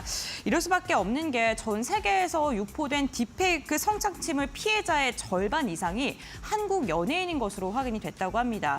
지금 외신에서도 한국의 딥페이크에 대한 이야기가 지속적으로 나오면서 이로 인해 정부 차원의 대책 마련이 지금 시급한 상황이고요.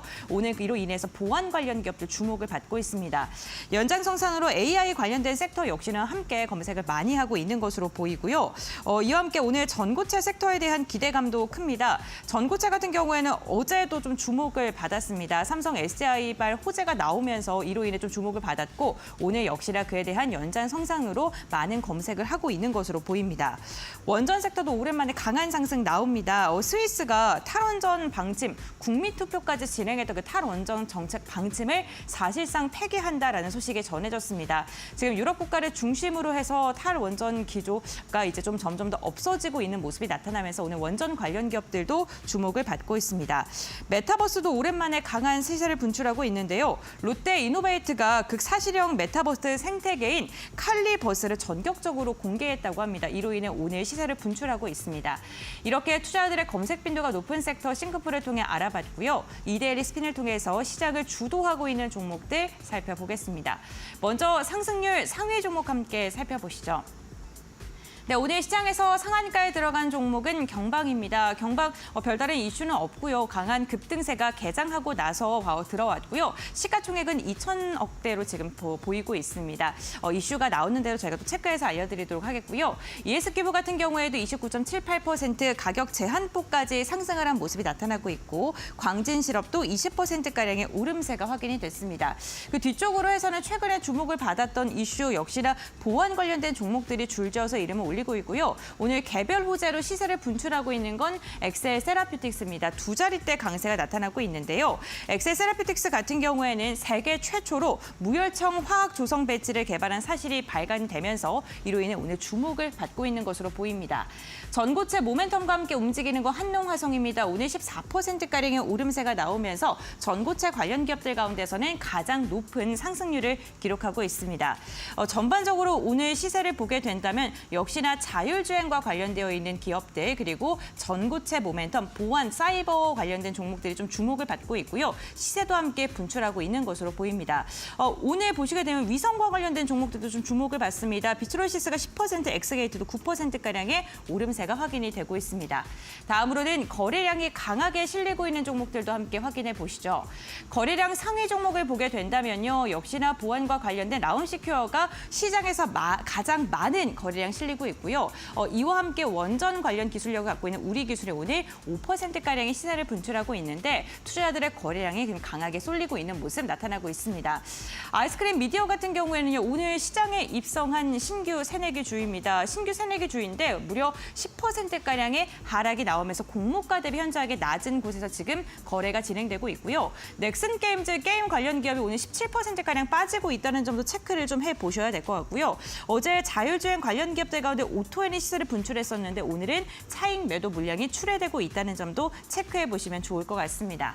네, 이렇게 시장을 주도하고 있는 종목군들까지 확인해 봤고요. 그다음 전문가들이 주목하고 있는 종목 지금부터 알아보시죠. 자, 시장이 코스닥 쪽으로 오히려 관심이 좀 더 쏠려가고 있습니다. 코스닥 시장의 상승률이 0.8%대까지 쭉 올라왔어요.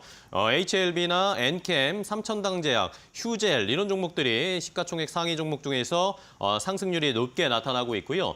아까 살짝 보셨지만 넥슨게임즈가 지금 17% 넘게 급락세가 나타나고 있는데 뭐 게임스컴 이후에 게임주들이 전반적으로 좀 이제 이벤트 이후에 이벤트가 소멸되면서 빠지는 모습을 보이고 있는데 크래프톤도 역시 함께 2.5% 가까이 하락세를 나타내고 있는데 넥슨게임즈의 하락이 유난히 좀 눈에 띄는 모습입니다. 자, 그렇다면 시장에서 또 어떤 종목들을 살펴봐야 될지 박수범 대표님이 살펴보고 계신 종목도 체크를 해볼까요? 네, 지금 이제 아이폰이 9월 달에 이제 출시가 되죠. 아이폰 16이 출시가 되는데 그게 따른 지금 수혜주들, 수혜주라면 대표적으로 이제 우리가 두 가지 얘기할 수 있습니다. BH 그리고 LG 이노텍인데 LG 이노텍 같은 게 어제 또 강한 상승 흐름을 좀 보여줬어요. 오늘은 살짝 지금 현재 아침에 일부 차익 매도 물량이 나오면서 조금 밀리고는 있습니다만 뭐 크게 문제되는 흐름들은 아니고요. LG 이노텍의 차트를 좀 잠깐 좀 보도록 하겠습니다. 자, LG 이노텍 같은 경우에는 지금 현재 어제 같은 경우에 지금 3.8% 정도 상승 분위기를 좀 만들어주면서 다시 한번 전 고점 부분까지 좀 올라갈 수 있는 흐름들이 나올 것으로 좀 판단하고 있고요. 지금 현재 보면 갭 상승으로 시작되었다가 0.7% 정도 상승 흐름을 보여주고 있고 음봉을 좀 보여주고 있지만 제가 봤을 때는 한 만에 하나 26만 원까지 내려가게 된다면 우리가 한번 좀 담아볼 수 있는 종목이다라고 좀 말씀을 좀 드리고 싶고요. 그리고 BH 같은 경우에도 어제는 움직이지 않았는데 어제 이 LG 노텍이 움직여서 그런지 BH 같은 경우에도 지금 이제 4% 정도 상승 분위기를 좀 보여주고 있습니다. 현재 뭐 거의 데콜코마니처럼 지금 LG 노텍이랑 LG 노텍이랑 거의 비슷하게 움직임을 좀 보여주고 있어요. 최근 LG전자도 마찬가지였고 뭐 그런 부분들에 있어서 지금 BH가 지금 이제 4% 정도 상승 흐름을 보여주고 있는데 이제는 다시 한번 더 상승 추세로 좀 바라보면서 전고점까지 움직임을 좀 지켜보자. 그리고 아이폰 16이 지금 이제 들리는 내용에 의하면은 일단 생산량을 원래 생각했던 것보다 10% 정도 증가해서 생산할 거라는 이슈가 좀 나왔습니다. 그렇기 때문에 그 이슈 때문에 제가 봤을 때는 뭐 BH라든가 LG 이노텍이 다시 한번 더 상승 분위기를 이어가고 있으니까요. 그리고 좀 LG 전자 같은 경우는 오늘 좀 강하게 아침부터 급등했다가 일부 차익 매도 물량이 좀 나오면서 조금 밀리긴 했습니다만 우리가 LG 그룹주들을 오늘 좀 중점 볼 필요가 있지 않나. 특히나 아이폰 16에 대한 수혜주들 관심 있게 좀 보면서 대응해 나가자라고 말씀 좀 드립니다. 네, 알겠습니다. 자, LG 마지막에 언급을 해주셨는데 LG 지주회사가 LG전자, LG화학의 주식을 5천억 원어치 매수할 것이다 이야기가 나왔죠. 이러면서 LG그룹도 이제 본격적으로 밸류업과 관련된 계획을 연말쯤에 공개할 것이다 이런 이야기들도 나오고 있습니다. LG전자는 상승 탄력은 많이 줄면서 2.6%대 상승세 나타내고 있고 LG는 보합권, LG화학은 0.47% 상승하고 있습니다. 자, 이제 신 의원님과 또 이야기도 나눠볼 텐데 종목들 신 의원님이 매번 강조해 주시는 그런 종목들 오늘 굉장히 잘 갑니다. HK 이노엔이 7% 넘게 상승세 나타내고 있고 한국항공우주도 좋은 흐름 나타내고 있는데 어떤 종목들 더 볼까요? 네, 요즘에 흐름이 잘 맞는데 야구 게임처럼 재밌게 하시면 돼요. 네. 지금 보시면은 방금 바조 이건 유지가 되죠. 전체 큰 틀에서.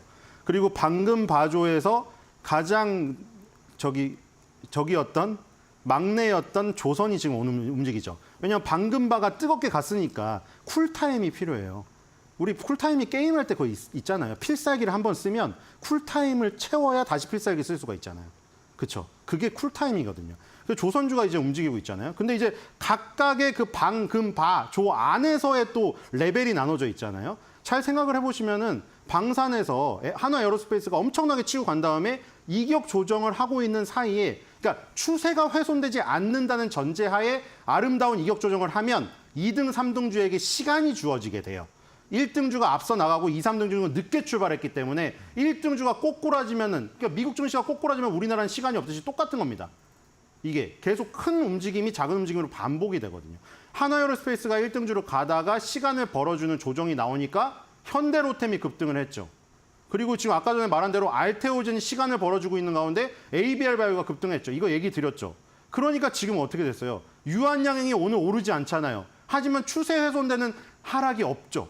그냥 아름다운 조정만 하고 있으니 HK 이노엔에게 자리가 주어지는 거예요. 그걸 미리 노리고 자리를 선점하면 이 재미를 보는 것이죠. 그러니까 이거 여기서도 또 예를 들었고요. 방금 봐줘 이외에 할 것은 지금 미용 의료기기 쪽이에요. 지금 보시면은 침습에서는 찌르는 거죠. 거기선 휴젤이 1등이에요. 휴젤이 1등이고 휴젤을 꼭 봐야 돼요. 휴젤이 무너지지 않으니까 메디톡스에게 기회가 왔잖아요, 지금. 그리고 대웅에게 기회가 왔고 그다음에 그 더 가면은 파마리서치 바이오라는 다크호스가 있어요. 휴온스, 파마리서치 바이오 다 보톡스 하는 업체들이거든요. 그다음에 비침습에서는요. 클래시스가 대장이죠. 제이시스 메디칼은 이제 나가게 됐고 이루다가 지금 남아있지만 이루다는 클래시스의 가족이 될 것이니까 똑같은 것이고 비올이라던가 하이로닉을 하시는 분도 마찬가지예요. 클래시스가 무너지지 않으면 하이로닉 비올에게 기회가 와요. 이게 여기서 이제 그 무너진 거 하나 예를 들을게요. 그러면 미용 의료기기는 괜찮은데 뭐를 하면 안 되나요? 치과 의료기기는 하면 안 돼요. 왜냐하면 지금 1등주가 누구죠? 덴티움. 오스템 임플란트가 퇴출됐으니까, 퇴출 아니고 잘 나갔으니까 덴티움이 1등주인데 덴티움이 추세가 완전 대세 상승이 훼손돼서 무너졌어요. 그러면 뭐를 하면 안 돼요? 오스테오닉 같은 걸 하면 안 됩니다. 덴티움보다 시가총액이 작고 2등주를 하면 안 되는 거죠. 왜냐면 1등주가 망가졌기 때문에. 이렇게 하시면 돼요. 야구 게임처럼 재밌게 즐기시기 바랍니다. 네, 알겠습니다. 자, 이렇게 종목까지 살펴봤습니다. 그럼 이제 마지막으로 두 분께 오늘 8월의 마지막 거래일을 어떻게 대응해야 할지 핵심 키포인트를 좀 짚어주셔야 되겠습니다. 박수범 대표님은 오늘 8월의 마지막 거래일 어떻게 대비하실 거예요? 네, 지금 이제 외국인들의 움직임을 좀 볼 필요가 있는데요. 아무튼 지금 이런 시장에 있어서도 외국인들이 계속해서 좀 매집하고 있고 매수하는 종목들이 많이 있다라는 겁니다. 그렇기 때문에 그쪽으로 우리가 계속해서 좀 포커스를 맞출 필요가 있다라는 말씀드리고 최근에 뭐 SK 하이닉스도 마찬가지, 삼성전자도 마찬가지지만 거의 지난주부터 해서 거의 한 5일 연속 순매도가 좀 만들어지는 부분들이었는데 그 부분들로 인해서 주가가 좀 조정받았지만 다시 한 번 더 좀 오늘 같은 경우에 외국인들 수급이 들어오게 된다. 뭐 그렇다면 좀 긍정적으로 바라보고 우리도 같이 대응할 필요가 있다라고 말씀 좀 드리고 싶습니다. 네, 알겠습니다. 외국인 수급 붙는 종목들 업종 잘 살펴보겠고요. 자, 그러면 이번에는 신의원님의 키포인트인데 역시 9월에도 방금 봐줍니까? 네, 방금 봐줘 집중 공략. 방금 봐줘 좀 제발 봐줘입니다. 자, 그러면 지금 뭐 마지막으로 하나 던질게요. HK 이노인의 급등에서 지금 잡으면 또 단기적으로 물리겠죠. 그럼 다음 타자 연습 타석에서 연습 타격을 하고 있는 애한테 타격해야지 지금 휘두르고 있는 2, 3의 볼 카운트에 몰린 애를 하면 늦어요. 지금 종근당을 노려보는 게 괜찮겠죠. 네, 이렇게 한번 해보시면 될 것 같습니다. 알겠습니다. 9월에도 방금 봐줘 저희 잘 집중하면서 트레이딩 해보겠습니다. 자, 오늘 두 분과 함께 장 출발 준비해봤습니다. 8월의 마지막 거래일 함께 해주셔서 감사하고요. 다음 시간에 또 뵙도록 하겠습니다. 오늘 고생 많으셨습니다. 고맙습니다.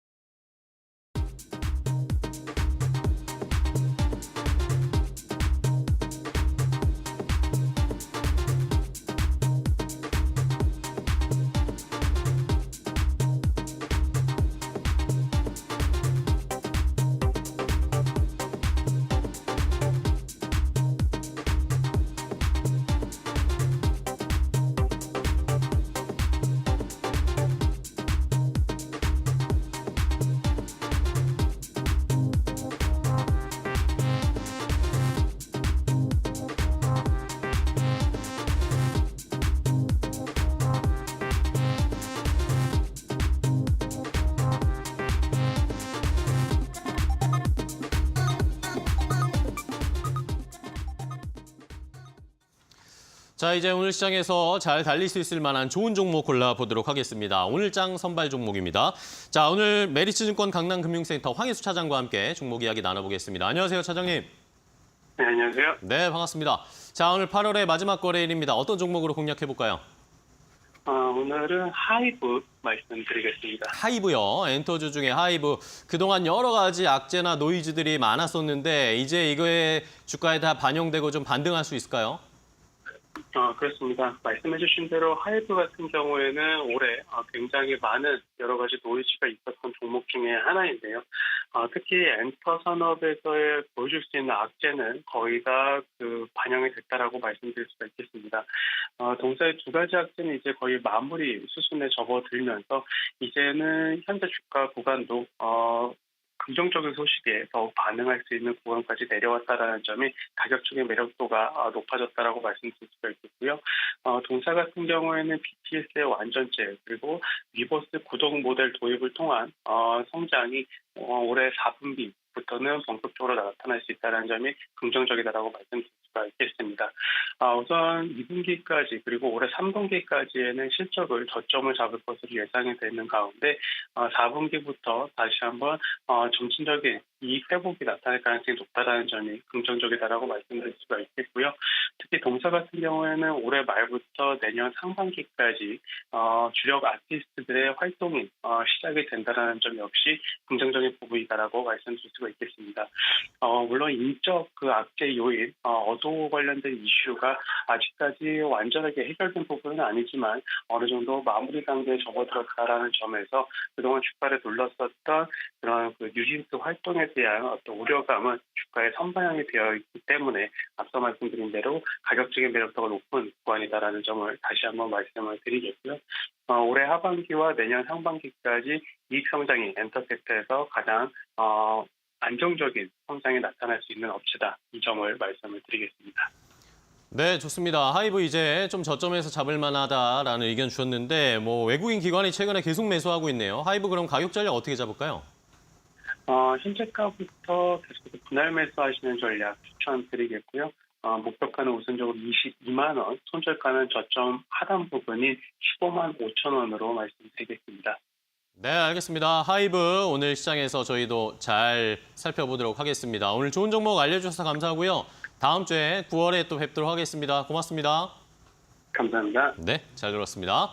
자, 이렇게 오늘장 선발 종목으로 엔터주 중에 하이브를 알려드렸습니다. 악재가 이미 주가에 많이 반영되어 있고 이제 연말, 하반기, 내년도 긍정적인 모멘텀들을 기다리면서 주가 반등 기대해보자라는 의견 주셨으니까요. 한번 매수하는 시기를 잘 골라보시기 바랍니다. 수급도 좋은 상황이네요. 자, 이렇게 하이브까지 오늘장 선발 종목 확인해봤습니다.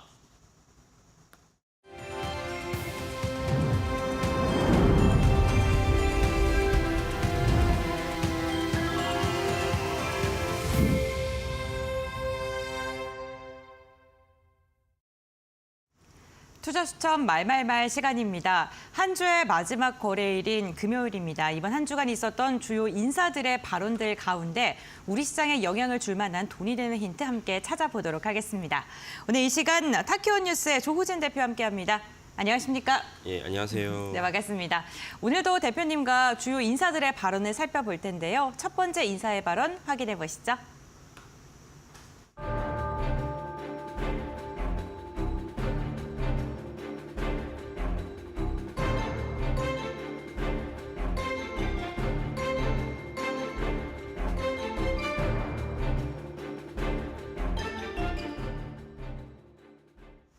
네, 역시나 이번 주는 젠슨왕의 컨퍼런스 콜 발언을 빼놓을 수 없을 것 같습니다. 이번 달 투자자들이 가장 주목했었던 빅 이벤트, 엔비디아 2분기 실적 발표와 컨퍼런스 콜에서 발언드리겠죠. 우선 시장 예상치는 상회하는 실적을 발표했고요. 가이던스도 괜찮게 제시를 했습니다. 그런데 시장에서는 시간의 거래에서부터 엔비디아가 급락을 했고 이에 대한 영향으로 어제 국내 증시 반도체 기업들이 주르륵 흘러내리는 모습이 나타났습니다. 심지어 엔비디아 정규장에서도 6% 이상 급락을 했는데 왜 이렇게 시장 예상치를 뛰어넘는 실적을 발표했음에도 불구하고 시장에서 부정적으로 해석을 하고 있는지 이에 대해 이야기 나눠보겠습니다. 대표님은 어제 어떻게 좀 보셨어요? 저도 어제 한 6시쯤에 네. 실적이 나온 걸 보고 그러면 이제 무난하게 잘 흘러가겠구나라고 생각을 했는데 시간의 거래를 보니까 갑자기 6%, 네, 7%가 더 떨었다 네. 올라가기도 했었는데 이거 어떻게 해석해야 될지 참 난감했었는데 그리고 이제 하루 정도가 지나서 이제 여러 이제 그 저널리즘이나 이제 애널리스트 얘기를 네. 들어보면은 사실은 너무 시장이 이제 과민 반응했다. 또 한편으로는 그 과민 반응할 수 있는 근거로 너무 시장의 기대치가 높았다. 이렇게 볼 수가 있습니다. 그래서 그나마 이제 근거가 된다면은 엔비디아의 이제 2분기 그다음에 총 매출 이익률. 그러니까 총 매출 이익률 하면 이제 매출에서 원가를 뺀 것이 총 매출 이익률인데 총 매출 이익률이 전분기보다 좀 줄었다라는 것을 그나마 근거로 삼을 수 있지만 그래도 그 줄었다는 것이 제조업이 75%의 총 매출 이익률이라면은 이거는 정말 넘사벽 수준의 엄청난 이익률이거든요. 이거를 근거로 엔비디아 실적을 7%, 6% 떨어뜨린다? 이거는 좀 이해가 안 가는데 그 저만 이해가 안 가는 게 아니고 하루가 지나서 미국 시장에서 나온 얘기가 보면은 골드만삭스가 저랑 비슷한 얘기를 그러니까 뭐냐면 만약에 근거가 있다면은 총 매출 이익률이 하락한 것 때문이다라고 이제 골드만삭스 얘기했어요. 그러니까 네. 골드만삭스 정확한 워딩이 총 매출 이익률이 하락하는 것 때문이라고 믿고 싶다. 믿고 싶다는 말은 뭐냐면은 뭔지 잘 모르겠다. 그나마 네. 근거를 찾으려면은 총 매출 이익률이 하락한 것 때문이라고 믿고 싶다라고 얘기했고, 바이탄 날러지라고 뭐 일반인들 잘 모르시지만 어떤 거기도 유수의 이제 금융기관인데 거기는 아주 노골적으로 얘기했어요. 아니 무슨 단점을 찾아야 할지 모르겠다. 왜 이 주가가 떨어지는지 모르겠다라고 분명하게 적시를 했어요. 그렇다면 사실은 이제 이번에 시장 반응은 과민 반응이고, 과민 반응한 것이 되게 이례적인 거죠. 이렇게 1년에 몇 번 없는 이례적인 케이스인데, 그렇다면 우리는 이제 합리적으로 이성적으로 투자를 했을 때 우리는 거기에 대해서 이성적 투자에 따른 과실을, 수익률에 대한 그 자세한 인식을 우리가 얻을 수 있다. 이렇게 이제 전망을 하겠습니다. 네, 지금 뭐 엔비디아를 향한 뭐 이야기가 거품론도 나오고 있는 반면에 지금도 저평가다, 지금도 사야 된다, 앞으로 성장성이 더 크다, 뭐 이렇게 좀 의견이 엇갈리고 있는 상황입니다. 우선 대표님께서는 엔비디아의 주가 조정이 이해할 수 없는 부분이다라고 이야기해 주셨고, 시장에서 과민 반응을 한 것이다라고 좀 AI 시장 전반에 대해서 긍정적인 평가를 해주셨는데, 사실 오늘 그 키워드로 꼽았던 그 멘트 코멘트 자체도요 굉장히 좋았어요. 우선 H100의 칩 수요는 뭐 여전히 대단하고 블랙엘도 지금 주문을 받고 있는데 수요가 믿을 수 없다라고 이야기를 했습니다. 블랙엘에 대한 그 기대와 우려가 좀 공존했거든요. 컨콜 전만 하더라도. 그래서 이번 컨콜에서 어떠한 이야기를 할지를 이야기해 줬는데, 사실 1분기가 아니라 올해 4분기로 언급을 했단 말이죠. 예. 그럼에도 불구하고 좀 시장이 흔들렸다는 것도 의아했거든요. 그 블랙엘 출시에 대해서 어떻게 바라보세요? 그러니까 이제 그 네. 사이에 이제 엔비디아의 잡음이 좀 7월 25일쯤 있었는데, 그게 네. 좀 전에 말씀하신 대로 디인포메이션이라는 미국의 어떤 그 언론에서 그 블랙엘에 대한 설계 자체가 근본적으로 틀려가지고 잘못됐다. 생산이 늦어진다. 그래서 말씀하신 대로 내년 1분기에 블랙엘이 생산할 것이다, 출하될 것이다 얘기했는데, 그렇게 심한 어떤 그 오류는 아니었어요. 보면 오류는 분명히 있었는데, 그래서 어제도 당연히 이제 컨콜에서 이제 그 젠슨왕을 비롯한 여러 임원들이 컨콜에서 그 부분에 대한 답변을 했습니다. 답변을 했는데, 사실은 이제 그 미미한 어떤 오류는 있어서 그 연기가 됐다. 2달 정도 연기가 됐지만 4분기에 이제 출하가 된다. 생산이 아니고 출하입니다. 생산과 출하의 차이점이 뭐냐면, 공장에서 만들었는데 그게 생산이죠. 출하는 뭐냐면 고객에 직접 인도하는 거예요. 이거 완전히 네. 다르죠. 그러니까 출하라는 건 그만큼 고객의 수요가 있고 거기에 따라서 자신이 있기 때문에 4분기에 출하가 가능하다. 그러면 처음에 잡음을 일으켰던 디인포메이션의 보도에 따르면 내년 1분기였는데 내년 1분기가 아니고 불과 2달 정도 미뤄진 것이다. 그래서 이제 거기에 따라서 사실 시장의 우려가 심하지 않다라는 걸 우리가 알 수가 있고, 그다음에 거기서 아까 처음에 제가 서두에 말씀드린, 만약에 4분기에서 2달 빨리 출하가 됐다면은 총 마진 이익률이 그렇게 낮아지지는 않았을 거예요. 3% 낮아졌고 78%에서 75% 정도 낮아지는 건데, 그렇지 않았다면 사실 어제 같은 장외에서 그 하락은 없었을 것이다라는 그런 전망도 있어요. 뭔지는 잘 모르겠어요. 왜냐하면 아니 78에서 70을 낮췄다는 게 그렇게 네. 대단한 건지 저는 잘 납득이 안 가요. 그래서 네. 뭔가 이렇게 시장에서 뭔가 과민 반응하고 비이성적으로 반응했다라는 것에서 저는 그렇게 이해를 하고 있습니다. 그래서 그런 어떤 우려도 사실은 일정 이상 희석이 됐고 이제 해소가 됐다라는 건 이제 알려드리고 싶습니다. 네, 알겠습니다. 이번에 그 블랙엘 발표에 대한 시장 반응도 좀 과도하게 반응을 했다라고 이야기해 주셨는데, 아무래도 그 엔비디아가 HBM이라는 새로운 생성형 인공지능에 대한 시대를 여는 또 축이기 때문에 성장률이 둔화한다는 두려움이 시장에 좀 크게 작용을 한 것으로 보입니다. 어쨌든 지금 시장에서 중요한 거는 엔비디아는 실적을 내고 있는데 엔비디아가 실적이 줄어드는 데 반응을 할 수밖에 없는 게, 다른 M7에 있는 기업들이 엔비디아의 칩을 사면서 지출을 막대하게 하고 있는데, 그로 인한 실적이 지금 찍히지 않고 있기 때문에 AI 거품론이 좀 확산되고 있는 것으로 보이는데요. SK하이닉스 역시나 실적이 괜찮았는데도 좀 급락을 했던 것도 그 이유 중에 하나이고요. 어쨌든 AI 거품론에 대해서는 그럼 대표님께서는 거품론은 좀 과도하다라고 보시는 걸까요? 네, 그렇죠. 그러니까 거품론 때문에 아까 말한 7월 25일 이후에 조금 네. 다른 또 한 주 정도 있어서 그 이슈가 나오면서 주가가 좀 떨어졌습니다. 맞습니다. 근데 이제 거기에 대해서 이제 또 몇 주 사이가 지나지 않았습니다. 그래서 이제 각 빅테크들이 자기가 어떤 식으로 이제 일을 하고 있는지를 갖다가 의도하든 의도하지 않든 이제 그게 나왔는데, 예를 들면 구글 같은 경우 2주 전에 이제 한국에 와서 구글이 이제 생성형 AI를 갖고 우리가 보통 알고 있는 그런 어떤 그 스마트폰이나 서버에서 이루어진 거 말고도 구글이 그 생성형 AI를 갖고 무엇을 하고 있냐? DNA 시퀀싱, 그러니까 DNA를 분석을 해서 분석한 자료랑 다른 어떤 의료 데이터를 결합을 해가지고 우리가 새로운 차원의 의료 진단 서비스를 하겠다라고 발표를 했어요.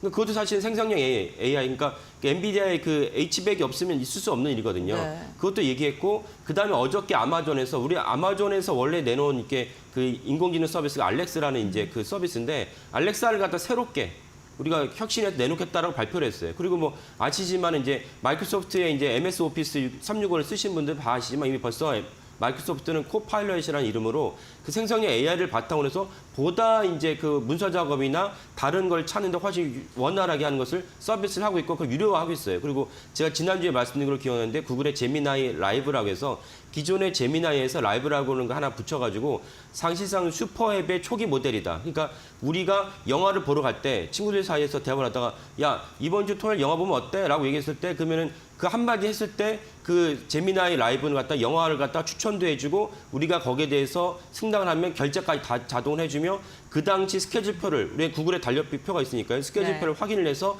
내가 몇 시까지 어떻게 이동하기 때문에 요 시간대가 9시 시간대 영화가 제일 적합하다는 것이 다 한 번에 알려주는 이게 슈퍼앱이거든요. 우리한테 일종의 그 엄청난 비설, 개인 비설을 갖다가 붙여준 건데 그 제미나이 라이브를 갖다 유료화를 하겠다고 이제 구글이 지난주 발표를 했죠. 이런 것들이 사실상 그 엄청난 자본 지출에서 실제 매출 어떻게 일어나는지를 갖다가 각 회사마다 대응을 하고 있고 거기에 대한 그 실질적인 예시를 갖다가 하고 있다. 그러면 그거를 과연 젠슨하고 이것도 엔비디아가 걱정해야 될 사안이냐. 거기까지 걱정해야 될 이유는 없죠. 삼성전자가 반도체를 열심히 파는데 이 반도체 갖고 어디서 쓸 것이냐 갖고 삼성전자가 걱정할 필요는 없어요. 뭐 구글이 사가건 애플이 사가건 자기가 알아서 이유가 있으니까 사가지 않겠습니까? 그런 맥락으로 이해하는 게 좋겠다. 너무나 그때도 AI 회의론 나왔을 때도 제가 말씀드렸지만 너무나 과민 반응이다. 이렇게 이제 이해하는 게 타당하지 않나 싶습니다. 네, 알겠습니다. 지속적으로 좀 AI에 대해서 긍정적인 평가해 주시고 계신데 그렇다면 앞으로 대응 어떻게 하면 좋을까요? 예.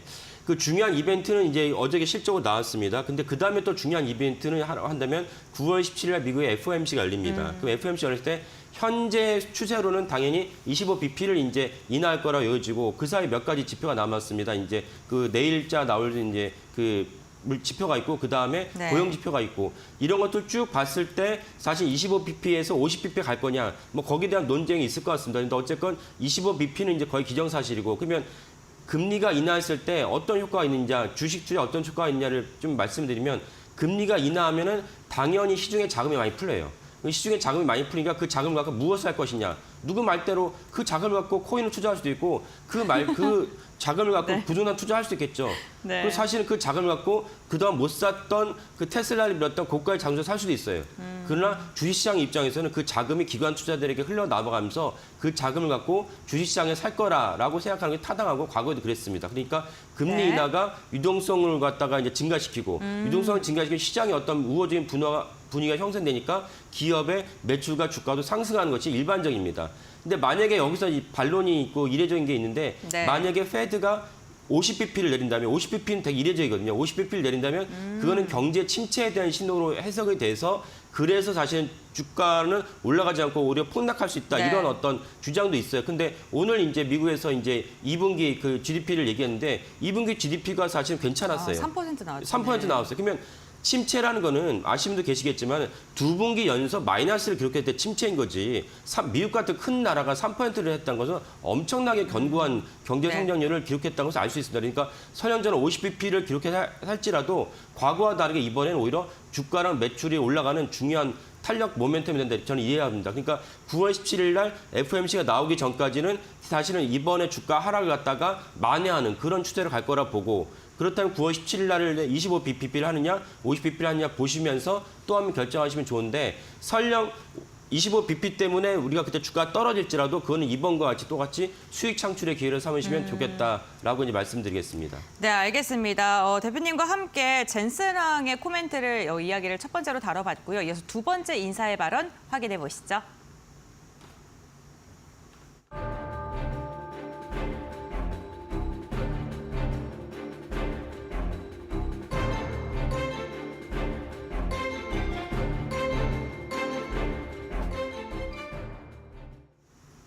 네, 이번 주 국내 이슈 가운데 또 시장에 큰 영향력을 미치고 있는 게 현대차 그룹의 인버스터 데이였습니다. 생각보다 더 강한 주주 환원 정책과 앞으로의 설계 방향을 제시하면서 시장이 좀 환호를 하고 있는데요. 과연 이 질주를 이어갈 수 있을지에 대한 이야기 나눠보겠습니다. 우선 앞으로 투자도 정말 많이 하고 좋은 이야기 많이 나왔더라고요. 예, 맞습니다. 투자도 많이 하고 그다음에 주주 환원 정책을 네. 열심히 펼치겠다. 그러니까 주주 환원 정책 열심히 펼쳤을 때 지금 시청하신 대부분의 분들은 내 배당 수익이 늘어 이렇게만 생각하시겠지만은 사실은 큰 돈을 굴리는 몇 천억, 몇 조를 굴리는 금융기관 입장에서는 현대차 같은 데서 우리가 주주하는 정책을 펴서 안정적으로 배당이 5%가 나온다. 이건 엄청나게 환호할 만한 뉴스입니다. 그렇죠. 그러면 그 기관 투자가들이 대규모 자금 현대차에 들어간다는 것은 결국은 주가가 올라간다는 것이고 그래서 이틀 전에 정재훈 사장이 이 얘기를 오후 2시부터 얘기를 하셨는데 이 얘기가 전해 듣자마자 그게 바로 시장에 반응을 하면서 주가가 이제 급등을 했습니다. 그러니까 그 말이 아까 말씀드린 메커니즘 때문에 이루어진 것이기 때문에 현대차가 정재훈 사장이 말씀하신 대로 그 맥락대로 그대로 만약에 진행해 나간다면 주가에 엄청난 이제 붐업이 될 것은 분명한 사실이다라고 얘기를 하겠고 그렇다면 현대차가 돈 벌어서 그 매출도 올려야 되는데 550만 대를 2030년에 팔겠다.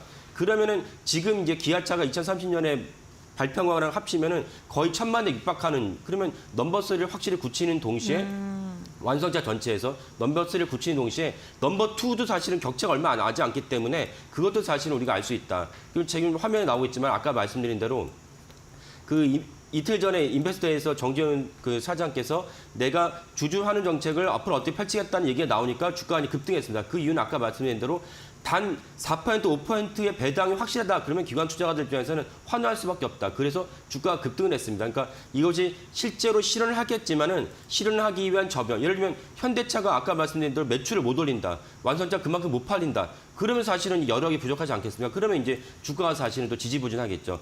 그런 것들을 동시에 보시면서 현대차의 이번에 인베스트 데이, 그다음에 주가의 어떤 변화도 같이 보시면 좋을 것 같습니다.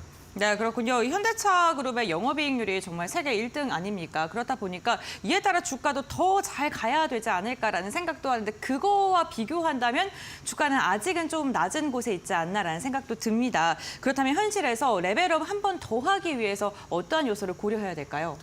제가 말씀드린 대로 그걸 실제로 실현하는 게 중요한데. 실현을 해야 되고. 근데 사실 현대차가 아까 말씀드린 대로 그러니까 1등이 올해 상반기 기준으로 완성자 전체에서 1등이 토요타고 2등이 폭스바겐입니다. 3대차가 3등인데 만약에 2등을 갖다가 된다 그러면 완성차 제조업에서 세계 2위를 일군 제조사가 어디냐? 라면 없어요. 그러면 그나마 그 1위를 일궜던 제조사를 갖다 떠오르면 어디냐면은 삼성전자의 메모리 반도체입니다. 삼성전자 메모리 반도체가 수년간 적자를 갖다 무릅쓰고 그때 이병철, 이건희 회장으로 이어지는 그 두 회장께서 열심히 10년간 확신을 갖고 밀어붙여가지고 그 메모리 반도체 신화를 이뤘거든요. 그러니까 정의선 회장 체제에서 현대차가 세계 2위의 완성체가 된다는 것은 그걸 아까 이건희 회장 때로 이제 복귀해 본다면 정의선 회장의 리더십과 경영 능력이 이건희 회장만큼 뛰어나다면 이걸 동시에 일어날 수 있다. 그런 맥락으로 우리가 복귀해 볼 수 있습니다. 그러니까 정의선 회장이 우리가 보통 현대차, 현대그룹으로 대변되는 열심히 새벽부터 일해서 막 밀어붙이고 뭐 안 되면 되게 하라 뭐 이런 맥락으로 했을 때 과연 2등이 될 수 있겠는가? 세계 완성차 2등이 될 수 있겠는가? 이건희 회장 수준의 타고난 경영권을 경영 리더십을 어떻게 보여주면서 본인 스스로가 어떻게 성장할 수 있겠는가? 이런 것들을 사실 시장에서 주시할 거라고 봅니다. 네, 그렇군요. 현대차가 그 전기차 캐즘 우려가 좀 지속되고 있는 가운데 이를 좀 돌파하는 방안으로 하이브리드 쪽을 좀 밀고 있는 것 같은데 이 부분도 좀 보셨을 것 같아요. 어떻게 생각하세요? 예, 맞습니다. 그래서 그런 것이 사실 현대차의 또 아주 중요한 장점입니다. 뭐냐면 시장의 변화에 따라 능동적으로 바꿔요. 전기차 시대가 될 것 같으니까 정의선 회장이 밀어붙여가지고 수조원을 부어가지고 전기차 전용 플랫폼을 만들었거든요. 근데 전기차가 좀 시원치 않아요. 그러니까 사실 하이브리드가 도요타가 이제 1위를 구가했던 이유는 아시겠지만 도요타의 이제 프리우스 아주 엄청난 상품이죠. 그 프리우스로 이제 진경을 해서 도요타가 이제 세계 1위를 구가하고 있는데 현재도 발빠르게 전기차 더 이상 이게 중점 두지 말고 우리 하이브리드 가자. 그래서 그 이번에 인베스트에서 하이브리드 차를 갖다 대량으로 판매를 하겠다. 심지어 현대차가 가장 역정을 두는 제네시스 모델 모든 모델에 하이브리드를 갖다 내놓겠다라고 얘기했어요. 그런 것을 아주 능동적으로 적극적으로 볼 수가 있는데 한 가지 특이한 점은 뭐냐면은 전기차 대에서도 캐즘을 뛰어넘고 2030년에 이제 엄청난 이제 그 판매 대수 올리겠다 얘기했는데 그게 200만 대예요. 200만 대는 뭐냐면 지금 현대차가 인베스터 데이 이전에 현대차가 이미 발표했던 계획이 200만 대거든요. 그러면 사실은 정지현 사장 입장에서도 사실 생각보다는 2030년에 전기차가 그렇게 커지지 않을 것 같다라는 생각을 동시에 하신 것 같고, 두 번째는 또 여전히 정지현 사장 입장에서 누구나 다 아는 전기차 시장이 네. 이제 화랑이 되기 위해서 중요한 전제 조건이 무엇이냐면은 이번 미국 대선에서 민주당이 당선이 돼야지, 공화당이 당선된다면 사실 IRA를 비롯한 모든 전기차 지원책이 뒤집어지기 때문에 네. 그런 부분도 염두에 두지 않았나라고 생각을 합니다. 네, 알겠습니다. 오늘은 반도체와 자동차 산업을 또 이끄는 두 인사의 연사의 발언을 좀 이야기를 나눠봤습니다. 오늘 두 분 연사의 발언을 통해서 투자인들 꼭 찾으셨으면 좋겠고요. 대표님과 여기서 마무리하겠습니다. 오늘 말씀 고맙습니다. 예, 감사합니다.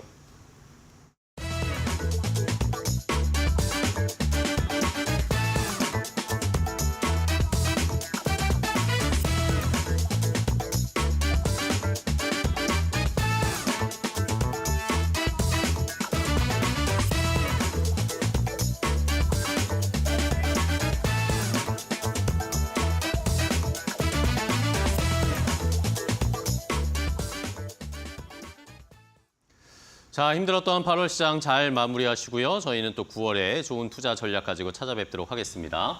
네, 저희는 9월에도 보다 더 정확하고 발빠른 소식으로 여러분들과 함께하겠습니다. 끝까지 시청해주신 여러분 고맙습니다.